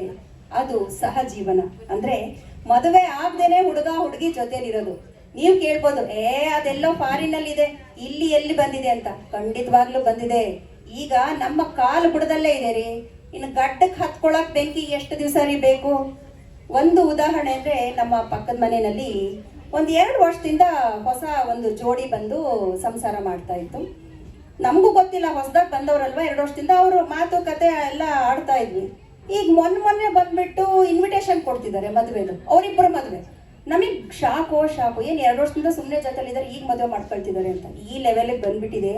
ಈ ಸಹಜೀವನ ಅನ್ನೋ ಪಿಡುಗು ಕಾಡೋದಿಕ್ಕೆ ಹುಡುಗರು ಇಂತಹ ನಿರ್ಧಾರ ತಗೊಳ್ಳೋದಿಕ್ಕೆ ಹೇಗೆ ನಮ್ಮ ಹುಡುಗಿರು ಕಾರಣ ರಮ ಅವ್ರೆ?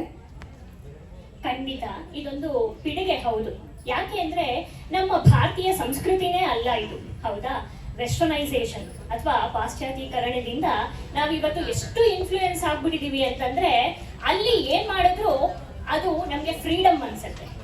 ಆ ಫ್ರೀಡಮ್ ನಮಗೂ ಬೇಕು, ಆ ಒಂದು ಸ್ವತಂತ್ರವನ್ನ ನಾವು ಅನುಭವಿಸ್ಬೇಕು, ಅವಾಗಲೇ ನಾವೆಲ್ಲ ಖುಷಿಯಾಗಿರೋದು ಅನ್ನೋ ಒಂದು ನಿಲುವಿಗೆ ನಾವೆಲ್ಲ ಬಂದ್ಬಿಟ್ಟಿದ್ದೀವಿ. ಹೌದು, ಈಗ ತಾನೇ ಸುಮಾ ಮ್ಯಾಮ್ ಒಂದು ಒಳ್ಳೆ ಉದಾಹರಣೆ ಕೊಟ್ರು. ಊಟಿಗೆ ಹೋಗಿದ್ದಂತ ಹುಡುಗಿ ತನ್ನ ತಂದೆಗೆ ಫೋನ್ ಮಾಡಿದ ತಕ್ಷಣ ತಂದೆ ಆದವನು ನೀನ್ ಅಲ್ಲೇ ಇರು, ನಾನು ಬಂದು ಕರ್ಕೊಂಡು ಹೋಗ್ತೀನಿ ನೀನ ಅಂತ ಹೇಳಿದ್ರಂತೆ. ಆ ತರ ಹುಡುಗಿ ಅಲ್ಲೇ ನಿಂತು ಬಿಟ್ರೆ ಹುಡುಗ ಮದ್ವೆ ಮಾಡ್ಕೊಂಡು ಹುಡುಗ ಆಗ್ತಾನೆ ಏನೋ ಖುಷಿಯಾಗಿ ಹನಿಮೂನ್ಗೆ ಅಂತ ಹೋಗ್ ಬಂದವನು ಏನ್ ಮಾಡ್ಬೇಕು ಅಂತ ಆತನಿಗೆ ಅರ್ಥ ಆಗತ್ತೆ. ಆಗ ಆ ಹುಡುಗನ್ಗೆ ಈಗ ತಾನೇ ಮದ್ವೆ ಆಗಿದ್ದಾನೆ, ಇನ್ನ ಅಂಡರ್ಸ್ಟ್ಯಾಂಡಿಂಗೇ ಬಂದಿಲ್ವಲ್ಲ ಅವ್ರಿಬ್ರು. ಅವರ ಒಂದು ಭಾವನೆಗಳನ್ನ ಇನ್ನ ಪೂರ್ತಿಯಾಗಿ ಒಬ್ಬರ ಭಾವನೆಗಳನ್ನ ಒಬ್ರು ಅರ್ಥ ಮಾಡ್ಕೊಂಡೇ ಇಲ್ವಲ್ಲ. ಹಂಗಾಗಿ ಏನ್ ಮಾಡ್ಬೇಕು ಅಂತಂದ್ರೆ ಹಂಗಾಗಿ ಏನಾಗ್ಬಿಟ್ಟಿದೆ ಇವತ್ತು ಅಂದ್ರೆ ಹುಡುಗಿರು ಅಂತ ಪರಿಸ್ಥಿತಿಗಳು ಯಾವತ್ತೂ ನಮಗ್ ಬರಬಾರ್ದು ಅಂತ ಅವರು ಎಕ್ಸ್ಪೆಕ್ಟ್ ಮಾಡ್ತಿದ್ದಾರೆ ಅನ್ಸುತ್ತೆ. ಸೊ ಸಹಜೀವನಕ್ಕೆ ಅವರು ಕೂಡ ಒಪ್ಪಿಗೆಯನ್ನ ಕೊಟ್ಟಿದ್ದಾರೆ. ಏನು ಸಹಜೀವನ ಅಂತಂದ್ರೆ ಅಂತ ಈಗ ತಾನೇ ಮ್ಯಾಮ್ ಹೇಳ್ತಿದ್ರು, ಒಂದೇ ಮನೆಯಲ್ಲಿ ಹುಡುಗ ಹುಡುಗಿ ಒಟ್ಟಿಗೆ ಇರುವಂತ. ಅಂದ್ರೆ ಈಗ ಯಾಕಂತ ಪರಿಸ್ಥಿತಿಗೆ ಹೋಗ್ಬಿಟ್ಟಿದೀವಿ ನಾವು ಅಂತಂದ್ರೆ ಹಿಂದಿನ ಕಾಲದಲ್ಲಿ ಅಜ್ಜಿ ಕಾಲದಲ್ಲಿ ಹೇಗಿತ್ತು, ಹುಡುಗನ್ನ ಹುಡುಗಿ ನೋಡ್ದೇನೆ ಮದ್ವೆ ಆಗ್ತಿದ್ರು, ಹೌದಾ? ಆಮೇಲೆ ಏನಾಯ್ತು, ಅವರೇ ಉದಾಹರಣೆ ಕೊಟ್ಟಂಗೆ ಅಜ್ಜಿ ಆದವಳು ಇನ್ನೂ 1-2 ಇಂಚು ಉದ್ದ ಬೆಳೆದು ಈ ತರ ಎಲ್ಲ ಆಗ್ತಿತ್ತು ಅಂತ ಹೇಳಿ ಆಮೇಲೆ ಮುಂದಿನ ಪೀಳಿಗೆ ಅವರು ಏನ್ ಮಾಡಿದ್ರು, ಫೋಟೋ ತೋರಿಸುವಂಥದ್ದು, ಇಬ್ರಿಗೂ ಜೋಡಿ ಚೆನ್ನಾಗಿದೆಯಾ ಅಂತ ನೋಡುವಂಥದ್ದು, ಆ ಒಂದು ಮುಂದುವರಿದ ಭಾಗಕ್ಕೆ ಅವರು ವಾಪಸ್ ಬಂದ್ರು, ಹೌದಾ? ಈಗ ಇದು ಇನ್ನೂ ಒಂದು ಮುಂದುವರಿದ ಭಾಗ ಆಯ್ತು. ಅದಾದ್ಮೇಲೆ ನಮ್ಮ ಪೀಳಿಗೆಯಲ್ಲಿ ಏನಾಗ್ತಾ ಬಂತು ಅಂತಂದ್ರೆ ಫೋನ್ ಮುಖಾಂತರನೇ ಎಲ್ಲ ಮಾತಾಡಿ ಮುಗಿಸಿ ನಮ್ಮ ಡಿಮ್ಯಾಂಡ್ಸ್ ಏನಿದೆ ಎಲ್ಲವನ್ನ ಹೇಳಿ ಮತ್ತೆ ಹೋಟೆಲ್ ಅಲ್ಲಿ ಹೋಗಿ ಮೀಟ್ ಆಗಿ ಆಗ್ಲೂ ಕೂಡ ನಮ್ಮ ಡಿಮ್ಯಾಂಡ್ಸ್ ಏನಿದೆ ಅದನ್ನೆಲ್ಲ ಹೇಳಿ ಒಬ್ರಿಗೊಬ್ಬರಿಗೆ ಒಪ್ಪಿಗೆ ಆದ್ರೆ ಮದುವೆ ಆಯ್ತು ಅನ್ನೋ ಒಂದು ಹಂತಕ್ಕೆ ಬಂದ್ವಿ. ಅದಾದ್ಮೇಲೆ ಇನ್ನ ನೆಕ್ಸ್ಟ್ ಜನರೇಷನ್ ಅಥವಾ ಮುಂದಿನ ಪೀಳಿಗೆ ಹೇಗಾಗೋಗುತ್ತೆ ಅಂತಂದ್ರೆ ಸುಮ್ನೆ ಮಾತುಕತೆಯಲ್ಲಿ ಮುಗಿಸಿದ್ರೆ ಏನ್ ಅರ್ಥ ಆಗುತ್ತೆ? ಒಂದು ದಿನದಲ್ಲಿ ಅಥವಾ ಒಂದ್ ತಾಸಲ್ಲಿ ನಾವು ಹುಡುಗ ಹುಡುಗಿನ ಹೇಗೆ ಅರ್ಥ ಮಾಡ್ಕೊಳಕ್ ಸಾಧ್ಯ ಆಗತ್ತೆ ಅಂತ ಹೇಳಿ ಇನ್ನೂ ಮುಂದುವರೆದ ಭಾಗಕ್ಕೆ ಬಂದ್ಬಿಡೋಣ ಅಂತ ಹೇಳಿ ಹುಡುಗಿರು ಈಗ ಏನ್ ಮಾಡ್ತಿದ್ದಾರೆ ಅಂದ್ರೆ ಸಹಜೀವನಕ್ಕೆ ಒಪ್ಕೊಳ್ತಾ ಇದ್ದಾರೆ. ಒಟ್ಟಿಗೆ ಇದ್ದು 1 ವರ್ಷನೋ 2 ವರ್ಷನೋ ಇದ್ದು ನೋಡೋಣ ಬಾಳೋಣ, ಆಮೇಲೆ ಆಗ್ಲೇ ಇಲ್ಲ ಅಂತಂದ್ರೆ ನಾವು ಬಿಟ್ಟು ಹೋಗ್ಬೋದು. ಮತ್ತೆ ಡೈವರ್ಸ್ ಮಾಡ್ಕೊಳ್ಳೋ ಅಂತದಿಲ್ಲ, ಮದ್ವೆನೇ ಆಗಿಲ್ಲ ಇನ್ನು ಡೈವರ್ಸ್ ಮಾಡ್ಕೊಳ್ಳೋ ಅಂತ ಅಗತ್ಯನೂ ಬರೋದಿಲ್ಲ ಅನ್ನುವಂಥದ್ದು. ಇನ್ನು ಅದಲ್ಲದೆ ಹುಡುಗಿರು ಯಾಕೆ ಎಕ್ಸ್ಪೆಕ್ಟ್ ಮಾಡ್ತಾ ಇದ್ದಾರೆ ಸಹಜೀವನವನ್ನ ಅಂತ ಅಂದ್ರೆ ಈಗ ಮದ್ವೆ ಆಗಿದ ತಕ್ಷಣ ಮಗು ಆಗಿಲ್ಲ ಅಂತಂದ್ರೆ ಅತ್ತೆ ಮಾವ ಕೇಳ್ತಾರ ಅಥವಾ ಪಕ್ಕದಲ್ಲಿರುವಂತ ಸಮಾಜ ಕೇಳುತ್ತಾ, ಏನು ಮಗು ಆಗಿಲ್ಲ ಅಂತ ಅಂದ್ಬಿಟ್ಟು ಮಕ್ಕಳಾಗ್ಬಿಟ್ರೆ ಅಂದ್ರು ಎಲ್ಲೂ ಹೋಗ್ಲಿಕ್ಕಾಗಲ್ಲ, ಸುತ್ತಾಡ್ಲಿಕ್ಕಾಗಲ್ಲ. ಮತ್ತೆ ಈಗ ಹುಡುಗಿರು ಕೂಡ ಎಕ್ಸ್ಪೆಕ್ಟ್ ಮಾಡ್ತಾರೆ ನಾವು ಉದ್ಯೋಗಕ್ಕೆ ಹೋಗ್ಬೇಕು ಅಂತ, ಹೌದಾ? ಉದ್ಯೋಗಕ್ಕೆ ಹೋಗದೆ ನಿಲ್ಸಿ ಮಕ್ಕಳನ್ನ ನೋಡ್ಕೋಬೇಕು ಅಂತಂದ್ರೆ ಅವಾಗ ಅಲ್ಲೂ ಕೂಡ ಸ್ವತಂತ್ರಕ್ಕೆ ಅಡ್ಡಿಯಾದ ಹಾಗೇನೆ ಲೆಕ್ಕ ಮಾಡ್ತಾರೆ.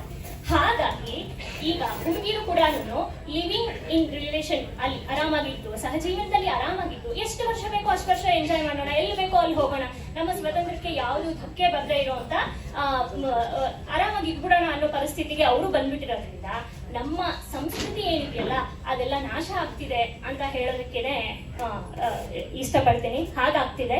ಹುಡುಗ ಕಡೆಯಿಂದನೂ ಕೆಲವೊಂದು ಅಂಡರ್ಸ್ಟ್ಯಾಂಡಿಂಗ್ ಬರ್ಬೇಕಾಗತ್ತೆ. ಅಂತಂದ್ರೆ ಹುಡುಗಿನೂ ಓದಿರ್ತಾಳೆ, ಹೌದು, ಹುಡುಗಿನೂ ಓದಿರ್ತಾಳೆ, ನಾನು ಓದಿರ್ತೀನಿ, ಹಂಗಾಗಿ ಹುಡುಗನೂ ಓದಿರ್ತಾನೆ. ಹಾಗಾಗಿ ಇಬ್ರು ಕೂಡ ಮಕ್ಕಳಾದ್ರೆ ಇಬ್ರು ಕೂಡ ಸೇಮ್ ರೆಸ್ಪಾನ್ಸಿಬಿಲಿಟಿ ತಗೊಂಡು, ಈಕ್ವಲ್ ರೆಸ್ಪಾನ್ಸಿಬಿಲಿಟಿ ತಗೊಂಡು ಜೀವನವನ್ನ ಸಾಗಿಸ್ಕೊಂಡು ಹೋಗೋಣ ಅನ್ನೋ ಒಂದು ಉದ್ದೇಶದಲ್ಲಿ ಇಬ್ರು ಮುಂದೆ ನಡೆದ್ರೆ ಚೆನ್ನಾಗಿರುತ್ತೆ ಜೀವನ ಅನ್ನುವಂಥದ್ದು ನನ್ನ ವಾದ. ರಮಾ ಅವ್ರು ಹೇಳಿದ್ರು ಅನಿಷ್ಟಕ್ಕೆಲ್ಲ ಶನೀಶ್ವರನೇ ಕಾರಣ ಅಂತ. ಎಲ್ಲದಕ್ಕೂ ಹುಡುಗರ ಮೇಲೆ ಗುವೆ ಕೂರಿಸ್ಬಾರ್ದು, ಎಲ್ಲದಕ್ಕೂ ಅವರೇ ಕಾರಣ ಅಲ್ಲ ಅಂತ, ಅಲ್ವಾ? ಈಗ ಹುಡುಗ ಹುಡುಗಿ ಇಬ್ರು ಕೆಲ್ಸಕ್ಕೆ ಹೋಗ್ತಾರೆ, ಇಬ್ರು ಬೆಳಗಿಂದ ರಾತ್ರಿವರೆಗೂ ಮೈ ಮುರಿಯೋಂಗ್ ದುಡಿತಾರೆ, ಯಾರು ಬಿಟ್ಟು ಕೂಡಿಸಿ ಸಂಬಳ ಕೊಡೋದಿಲ್ಲ. ಆದ್ರೂ ಮನೆಗೆ ಬಂದ್ಮೇಲೆ ಹೆಂಡತಿ ಆದವಳೆ ಎಲ್ಲ ಕೆಲಸ ಮಾಡಬೇಕು ಅಂದ್ರೆ ಯಾವ ನ್ಯಾಯ, ಅಲ್ವಾ? ಹೀಗೆ ಒಂದು ಸಂಸಾರದಲ್ಲಿ ಹುಡುಗ ಅವ್ರ ಅಮ್ಮನಿಗೆ ದೂರು ಕೊಟ್ಟನಂತೆ, ನೋಡು ನನಗೆ ಇವಳು ಅಡುಗೆ ಕೆಲ್ಸಕ್ಕೆ ಸಹಾಯ ಮಾಡು ಅಂತ ಹೇಳ್ತಾಳೆ, ಮನೆ ಕೆಲ್ಸಕ್ಕೆ ಸಹಾಯ ಮಾಡು ಅಂತ ಹೇಳ್ತಾಳೆ, ನಂಗೆ ಸುಸ್ತಾಗಿ ಬಂದಿರ್ತೀನಿ ನನ್ನ ಆಫೀಸಲ್ಲಿ ಅಂತ. ಅವ್ರ ಅಮ್ಮ ಹೇಳದಂತೆ, ಅಲ್ಲ ನಾನು ನಿನಗೆ ಅರ್ಧ kg ಬಂಗಾರ ಹಾಕಿ ನಿನ್ನನ್ನು ಮದುವೆ ಮಾಡ್ಕೊಂಡು ಬಂದಿರೋದು ನನ್ನ ಮಗನ ಹತ್ರ ಮನೆ ಕೆಲಸ ಮಾಡಿಸೋದಿಕ್ಕಲ್ಲ, ಅವನನ್ನು ಕೂರಿಸಿ ಚೆನ್ನಾಗಿ ನೋಡ್ಕೊಳ್ಳೋದಕ್ಕೆ, ಸೇವೆ ಮಾಡೋದಕ್ಕೆ ಅಂತ. ಅಂದ್ರೆ ಇವಳು ತರೋ ಸಂಬಳ ಬೇಕು, ಇವಳು ಬೆಳಗಿಂದ ಸಂಜೆವರೆಗೂ ಆಫೀಸ್ಗೆ ಹೋಗಿ ದುಡಿಬೇಕು, ಮನೆಯಲ್ಲೂ ಅವಳೇ ದುಡಿಬೇಕು. ಹೀಗೆಲ್ಲ ಇದ್ಕೊಂಡು ಮತ್ತೆ ಹುಡುಗನ್ನೇ ನಾವು ದೂಷಣೆ ಮಾಡೋದ್ರಲ್ಲಿ ಯಾವ ಅರ್ಥನೂ ಇಲ್ಲ ಅಲ್ವಾ ರಮ್ಮ ಅವ್ರೆ? ಇದಕ್ಕೆ ನೀವೇನು ಹೇಳ್ತೀರಾ ಈಶಾ ಅವರೇ?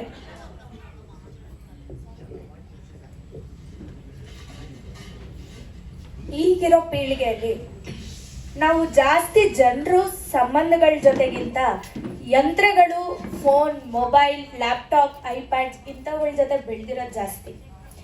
ಮಕ್ಕಳು ಮನೇಲಿ ಒಬ್ರು ಇಬ್ರು ಅಂತಾಗಿ ಎಲ್ಲರೂ ಒಂದೊಂದು ರೂಮ್ಗೆ ಹೋಗಿ ಫೋನ್ಗಳು ಇಟ್ಕೊಂತಾರೆ. ಇಲ್ಲಿ ಇಬ್ರದ್ದು ಭಾಗವಾಗಿ ತಪ್ಪಿದೆ. ತಂದೆ ತಾಯಿಯರಾದವರು ತಮ್ಮ ಮಕ್ಕಳಿಗೆ ಬಾಂಧವ್ಯಗಳನ್ನ ಇಂಪಾರ್ಟೆನ್ಸ್, ಅದ್ರ ಮಹತ್ವನ ತಿಳಿಸ್ಬೇಕು. ಹಾಗೆ ಮಕ್ಕಳು ಕೂಡ ಎಲ್ಲರ ಜೊತೆ ಬೆರೆಯೋದನ್ನ ಕಲಿಬೇಕು. ಈಗ ನಾನು ನೋಡ್ದಂಗೆನೆ ನಾನು ಇವಾಗ ಕಾಲೇಜ್ಗೆ ಹೋಗ್ತಾ ಇದ್ದೀನಿ. ಇವಾಗ ಓದ್ತಿರೋದ್ರಲ್ಲಿ ಬ್ರೇಕ್ ಬಿಟ್ರೆ ಸಾಕು, ಪ್ರತಿಯೊಬ್ಬರ ಕೈಯಲ್ಲೂ ಫೋನ್ ನೋಡ್ತೀನಿ. ಯಾರು ಜನರ ಜೊತೆ ಮಾತಾಡೋದಕ್ಕಿಂತ ಫೋನ್ ನೋಡ್ಕೊಂಡು ಕೂತ್ಕೊಳ್ಳೋದೇ ಜಾಸ್ತಿ. 3/4 ಗಂಟೆ ಬ್ರೇಕ್ ಇರುತ್ತ್ರಿ, 1/4 ಗಂಟೆ ಮಾತ್ರ ಊಟ ಮಾಡ್ತಾರೆ, ಇನ್ ಅರ್ಧ ಗಂಟೆ ಕುತ್ಕೊಂಡು ಫೋನ್ ನೋಡ್ತಾರೆ. ಬೇಕಿದ್ರೆ ನಿದ್ದೆ ಆದ್ರೂ ಮಾಡ್ತಾರೆ, ಆದ್ರೆ ಪಕ್ಕದಲ್ಲಿ ಕೂತವ್ರ ಜೊತೆ ಮಾತಾಡಕ್ ಹೋಗಲ್ಲ. ಹಿಂಗಿರುವಾಗ ಮದ್ವೆ ಆದ್ರೆ ಹೊಂದಾಣಿಕೆ ಹೆಂಗಿಂದ ಬರುತ್ತೆ? ಕಷ್ಟನೇ ಅಲ್ವಾ? ಒಬ್ಬೊಬ್ರೇ ಬೆಳಿತೀವಿ, ನಮ್ ಬಯಸಿದ ತಕ್ಕನಂಗ್ ಮೂಗಕ್ ನೇರಕ್ಕೆ ಎಲ್ಲ ಆಗುವಾಗ ಮದ್ವೆ ಆದ್ಮೇಲೆ ಹೊಂದಾಣಿಕೆ ಮಾಡ್ಕೊಂಡು ಹೋಗೋದು ಕಷ್ಟ ಆಗುತ್ತೆ. ಇಲ್ಲಿ ತಂದೆ ತಾಯಿಯಂದ್ರೂ ತಮ್ಮ ಮಕ್ಕಳನ್ನ ಸಂಬಂಧಗಳ ಜೊತೆ ಬೆರ್ತು ಮಾತಾಡೋದನ್ನ ಕಲಿಸ್ಬೇಕು, ಹೊಂದಾಣ್ಕೊಂಡು ಹೋಗೋದನ್ನ ಕಲಿಬೇಕು. ಹಂಗೆ ನಾವು ಜನರ ಜೊತೆ ಬೆರೆಯೋದನ್ನು ಕಲಿಬೇಕು. ಇಲ್ಲಿ ಬರೀ ಹುಡುಗಿರ್ ತಪ್ಪು ಅಂತ ಹೇಳಕ್ಕಾಗಲ್ಲ. ಈಗ ಹುಡುಗರು ಮನೆಗೆ ಹೋಗಿದ ತಕ್ಷಣ, ಇವಾಗ ಮದ್ವೆ ಆಗೋ ಟೈಮಲ್ಲಿ ಏನೋ ನೀನು ಜಾಬ್ಗೆ ಹೋಗ್ಬೋದು, ನೀನನ್ನು ಓದಿಸ್ತೀನಿ ಅಂತೆಲ್ಲ ಮಾತಾಡ್ಕೊಂತಾರೆ. ಆದ್ರೆ ಮದ್ವೆ ಆಗಿದ ತಕ್ಷಣ ನೀ ಇಲ್ಲ ಜಾಬ್ ಮಾಡಂಗಿಲ್ಲ, ಆಗೇನೋ ಆಯ್ತು ಅಂತೆಲ್ಲ ನೆಪ ಕೊಟ್ಕೊಂಡು ಜಾಬ್ಗೂ ಮಾಡಕ್ ಬಿಡಲ್ಲ, ಕೆಲ್ಸಕ್ಕೂ ಹೋಗಕ್ ಬಿಡಲ್ಲ. ಇಂಥ ಉದಾಹರಣೆಗಳು ನಾವು ಸುತ್ತಮುತ್ತ ಎಷ್ಟೊಂದು ನೋಡಿದೀವಿ. ಹಿಂಗಾಗುವಾಗ ಈಗಿನ ಜನ್ರೇಷನ್ ಅವ್ರು ಅದನ್ನೆಲ್ಲ ನೋಡಿ ಅವ್ರಿಗೂ ಭಯ ಆಗುತ್ತಪ್ಪ. ನನಗೆ ಫೈನಾನ್ಷಿಯಲ್ ಇಂಡಿಪೆಂಡೆನ್ಸ್ ಬೇಕು, ನಾನು ಓದಿದ್ದೀನಿ, ನಾನು ಕೆಲಸ ಮಾಡಬೇಕು, ನನಗೂ ಒಂದು ಸ್ಟೇಟಸ್ ಬೇಕು ಅಂತ ನಾವಿರೋ ಅಂತಹ ಕಾಲಘಟ್ಟದಲ್ಲಿ ನೀನು ಮಾಡಬಾರ್ದು, ನೀನು ಹೋಗಬಾರ್ದು ಅಂತ ರಿಸ್ಟ್ರಿಕ್ಟ್ ಮಾಡಿದ್ರೆ ನನ್ನ ಅತ್ತೆ, ನನ್ನ ಮಾವ ಅಂಥದಕ್ಕೆ ನಾನು ಏನಕ್ಕೆ ಮದುವೆ ಆಗಬೇಕು, ಮದುವೆನೇ ಬೇಡ ಅನ್ನೋ ಸ್ಥಿತಿಗೂ ತಲುಪ್ತಾರೆ. ಇಷ್ಟಲ್ದಲೆ ನಾವು ಮೇಜರಾಗಿ ಅರ್ಥ ಮಾಡ್ಕೋಬೇಕಾಗಿರೋದು, ಇಬ್ಬರದ್ದು ಡಿಸಿಷನ್ಸ್ ಇಂಪಾರ್ಟೆಂಟ್. ಇವಾಗ ಒಂದು ಜೀವನದಲ್ಲಿ ಒಂದು ರಥ ನಡಿಬೇಕಾದ್ರೆ 2 ಚಕ್ರ ಓಡಬೇಕು, ಸಮಾನವಾಗಿ ಓಡಬೇಕು ಅನ್ನುವಾಗ ಇಬ್ರಿಗೂ ಪ್ರಾಮುಖ್ಯತೆ ಕೊಟ್ಟು ನಡೆದಾಗ, 2 ಕಡೆ ಹೊಂದಾಣಿಸ್ಕೊಂಡು ಹೋದಾಗ ಇಂಥ ಸಮಸ್ಯೆಗಳೆಲ್ಲ ಆಗಲ್ಲ. ಲಿವ್ ಇನ್ ರಿಲೇಶನ್ಶಿಪ್ ಇವಾಗ ಟ್ರಯಲ್ ತರ ಆಗೋಗಿದೆ. ಅಂದ್ರೆ ನನಗೆ ಅವನಿಗೆ ಕಂಪ್ಯಾಟಿಬಿಲಿಟಿ ಬರುತ್ತೋ ಇಲ್ವೋ ಅಂತ ಚೆಕ್ ಮಾಡೋದಕ್ಕೆ 1 ವರ್ಷ 2 ವರ್ಷ ಜೊತೆಗಿರ್ತಾರೆ. ಅದೆಲ್ಲ ಜೀವನ. ಇವಾಗ ಕಾಂಪ್ರಮೈಸ್ ಅನ್ನೋದು 2 ಕಡೆಯಿಂದ ಆದ್ರೆ ಯಾರಿಗೂ ಮದುವೆ ಆಗೋದಕ್ಕೆ ಭಯ ಆಗಲ್ಲ. ರೆಸ್ಪಾನ್ಸಿಬಿಲಿಟಿ ಶೇರ್ ಮಾಡಿದಾಗ ಯಾರು ಜೊತೆಗಿರೋದಕ್ಕೆ ಭಯ ಪಡಲ್ಲ ಅಂತ ಹೇಳಿ ನನ್ನ ಮಾತನ್ನ ಮುಗಿಸ್ತೀನಿ.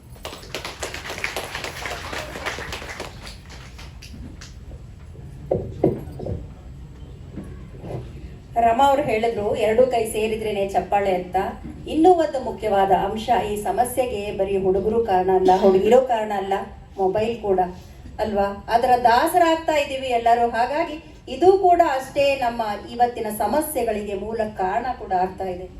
ಇಷ್ಟೆಲ್ಲ ಒಟ್ಟಾರೆ ಮಾತಾಡಿದ್ವಿ, ಇದರಿಂದ ನಾವು ತಿಳ್ಕೊಂಡಿದ್ದಿಷ್ಟೇ, ಅವತ್ತಿಗೂ ಇವತ್ತಿಗೂ ನಿಜವಾಗ್ಲೂ ನಮಗೆ ಆಯ್ಕೆಯ ಸ್ವಾತಂತ್ರ್ಯ ಇದೆ, ಎಲ್ಲ ಇದೆ, ಎಷ್ಟೊಂದು ಅನುಕೂಲಗಳಿದೆ. ಆದರೂ ಕೂಡ ಎಲ್ಲಿ ನಾವು ಸೋಲ್ತಾ ಇದ್ದೀವಿ? ಈಗ ತಾನೇ ಈಶಾ ಅವ್ರು ಹೇಳಿದ್ರು, ಇದು ಸಹಜೀವನ ಅನ್ನೋದು ಟ್ರಯಲ್ ಅಂತ. ಈ ಟ್ರಯಲ್ ಏನಿದೆ, ಇದೇ ರಿಯಲ್ ಆಗುವಂತಹ ಕಾಲ ತುಂಬಾ ದೂರ ಇಲ್ಲ. ಇದನ್ನ ನಾವು ದೂರ ಮಾಡಬೇಕು ಅಂತಂದ್ರೆ, ಪ್ರಾಚೀನ ಕಾಲದಿಂದ ಬಂದಿರುವಂತಹ ಪವಿತ್ರವಾದಂತಹ ಈ ವಿವಾಹ ವ್ಯವಸ್ಥೆ ಏನಿದೆ, ಇದನ್ನ ನಾವು ಹೀಗೆ ಮುಂದುವರಿಸ್ಕೊಂಡು ಹೋಗ್ಬೇಕು ಅಂತಂದ್ರೆ ನಮ್ಮ ಒಂದು ಪ್ರಯತ್ನನೂ ಬೇಕಲ್ವಾ? ನೋಡ್ರಿ, ನಮ್ಮ ಅಜ್ಜ ಅಜ್ಜಿದಿರ ಕಾಲದಲ್ಲಿ, ಇವಾಗಿನ ಕಾಲದಲ್ಲಿ ನಾವು ಒಂದು ಬೆಳ್ಳಿ ಹಬ್ಬ ಮಾಡ್ಕೊಳ್ಳೋದಿಕ್ಕೂ ಸಹ ಕಷ್ಟ ಇದೆ ವಿವಾಹ ಮಹೋತ್ಸವದ್ದು. ಆದ್ರೆ ಅವರು ಬೆಳ್ಳಿ, ಬಂಗಾರ, ವಜ್ರ, ಪ್ಲಾಟಿನಮ್ ಅಷ್ಟು ವರ್ಷಗಳ ಕಾಲ ಜೊತೆಯಲ್ಲಿ ಇರ್ತಾ ಇದ್ರು, ಸಂತೋಷದಿಂದ ಇರ್ತಾ ಇದ್ರು. ಇದಕ್ಕೆ ಕಾರಣ ಒಂದೇ, ಹೊಂದಾಣಿಕೆ. ಇವತ್ತು ಆ ಹೊಂದಾಣಿಕೆ ಇಲ್ಲ, ಅಹಂ, ಈಗೋ ಇಬ್ಬರಿಗೂ ಕೂಡ, ಹುಡುಗನಿಗೂ ಅಷ್ಟೇ ಹುಡುಗಿಗೂ ಅಷ್ಟೇ. ಏನಾಗ್ತಾ ಇದೆ? ಹತ್ತಿರವಿದ್ದು ದೂರ ನಿಲ್ಲುವೆವು ನಮ್ಮ ಅಹಮ್ಮಿನ ಕೋಟೆಯೊಳಗೆ. ಎಷ್ಟು ಕಷ್ಟವೋ ಹೊಂದಿಕೆ ಎಂಬುದು 4 ದಿನದ ಬದುಕಿನಲ್ಲಿ. ಅಲ್ವಾ? ಈ 4 ದಿನದ ಬದುಕು ಏನಿದೆ ಇದರಲ್ಲಿ ನಾವು ಹೊಂದಾಣಿಕೆಯನ್ನ ರೂಢಿಸ್ಕೊಂಡ್ರೆ, ಪರಸ್ಪರ ಪ್ರೀತಿ ಇದ್ರೆ, ಪ್ರೀತಿ ಎಲ್ಲಿರಲ್ವೋ ಅಲ್ಲಿ ನಾವು ಏನು ಮಾಡೋದಕ್ಕಾಗೋದಿಲ್ಲ ರೀ. ಹೃದಯದಿಂದ ಪ್ರೀತಿ ಬಂದ್ರೆ ಅಲ್ಲಿ ಎಲ್ಲವೂ ಸಾಧ್ಯ. ಇಲ್ಲಿ ಹುಡುಗ ಇರ್ಬೋದು, ಹುಡುಗಿ ಇರ್ಬೋದು, ಇವರಿಬ್ಬರನ್ನೇ ಬಿಟ್ಬಿಡಿ. ನೀವು ಅಪ್ಪ ಅಮ್ಮ ಮಧ್ಯದಲ್ಲಿ ಮೂಗು ತೋರ್ಸಕ್ ಹೋಗ್ಲೇಬೇಡಿ. ನೀವು ಮೂಗು ತೋರಿಸಿದ್ರೆ ಕಟ್ಟಾಗೋದು ಅವ್ರ ಸಂಸಾರ. ಈ ಒಂದು ಎಚ್ಚರಿಕೆಯನ್ನ ಇಟ್ಕೊಂಡು ಏನೆಲ್ಲ ಸಮಸ್ಯೆಗಳಿದೆ ಇದನ್ನ ಇಲ್ಲಿ ನೋಡಿ, ಇದನ್ನ ಒಂದು ಹಲಸಿನ ಹಣ್ಣಿಗೆ ನಾವು ಹೋಲಿಸಬಹುದು. ಈ ಒಂದು ವಿವಾಹ ವ್ಯವಸ್ಥೆಯ ಸಮಸ್ಯೆಗಳನ್ನ ಮೊದಲು ಮುಳ್ಳು ಇರುತ್ತೆ, ಅದನ್ನ ಒಂದೊಂದಾಗಿ ನಾವು ನಾಜೂಕಾಗಿ ಕೈಗೆ ಎಣ್ಣೆನ ಹಾಕೊಂಡು ಹಚ್ಚಿ ಬಿಡಿಸ್ತಾ ಹೋದ್ರೆ ಕೊನೆಗೆ ನಮ್ಗೆ ಸಿಗುತ್ತೆ ಆ ರಸಭರಿತವಾದಂತಹ ತೊಳೆಗಳು, ಅಲ್ವಾ? ಆ ತೊಳೆಗಳು ಸಿಗಬೇಕು ಅಂತಂದ್ರೆ ನಾವು ಆ ಮುಳ್ಳನ್ನ, ಆ ಸಿಪ್ಪೆನ ಎಲ್ಲವನ್ನ ಬಹಳ ನಾಜೂಕಾಗಿ ಬಿಡಿಸ್ಕೊಂಡು ಹೋಗ್ಬೇಕಾಗುತ್ತೆ. ಹಾಗೆ ಇಲ್ಲಿ ಏನೆಲ್ಲ ಸಮಸ್ಯೆಗಳಿದೆ, ಏನೆಲ್ಲ ಗೊಂದಲಗಳಿದೆ, ಅದಕ್ಕೆ ಪರಿಹಾರ ಕೂಡ ನಮ್ಮ ಕೈಯಲ್ಲೇ ಇದೆ, ನಮ್ಮ ಹತ್ರನೇ ಇದೆ.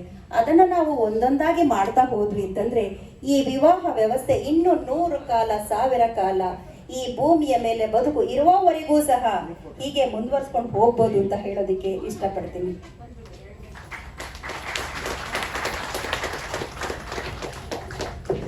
ನಮ್ಮ ಎಲ್ಲ ಜಾಣೆಯರಿಗೂ ಕೂಡ, ಜಾಣರ ಪಾತ್ರವನ್ನೂ ನಿರ್ವಹಿಸಿದ ಜಾಣೆಯರಿಗೆ ಹಾಗೆ ಜಾಣೆಯರಿಗೂ ಕೂಡ ಈ ಹರಟೆಯ ಕಾರ್ಯಕ್ರಮಕ್ಕೆ ರಾಧಿಕಾ ಅವರಂತೂ ಶಿವಮೊಗ್ಗದಿಂದ ಬಂದಿದ್ದಾರೆ. ಎಲ್ಲರಿಗೂ ಸಹ ತುಂಬು ಹೃದಯದ ಧನ್ಯವಾದಗಳನ್ನು ಅರ್ಪಿಸ್ತಾ ಇದ್ದೇನೆ.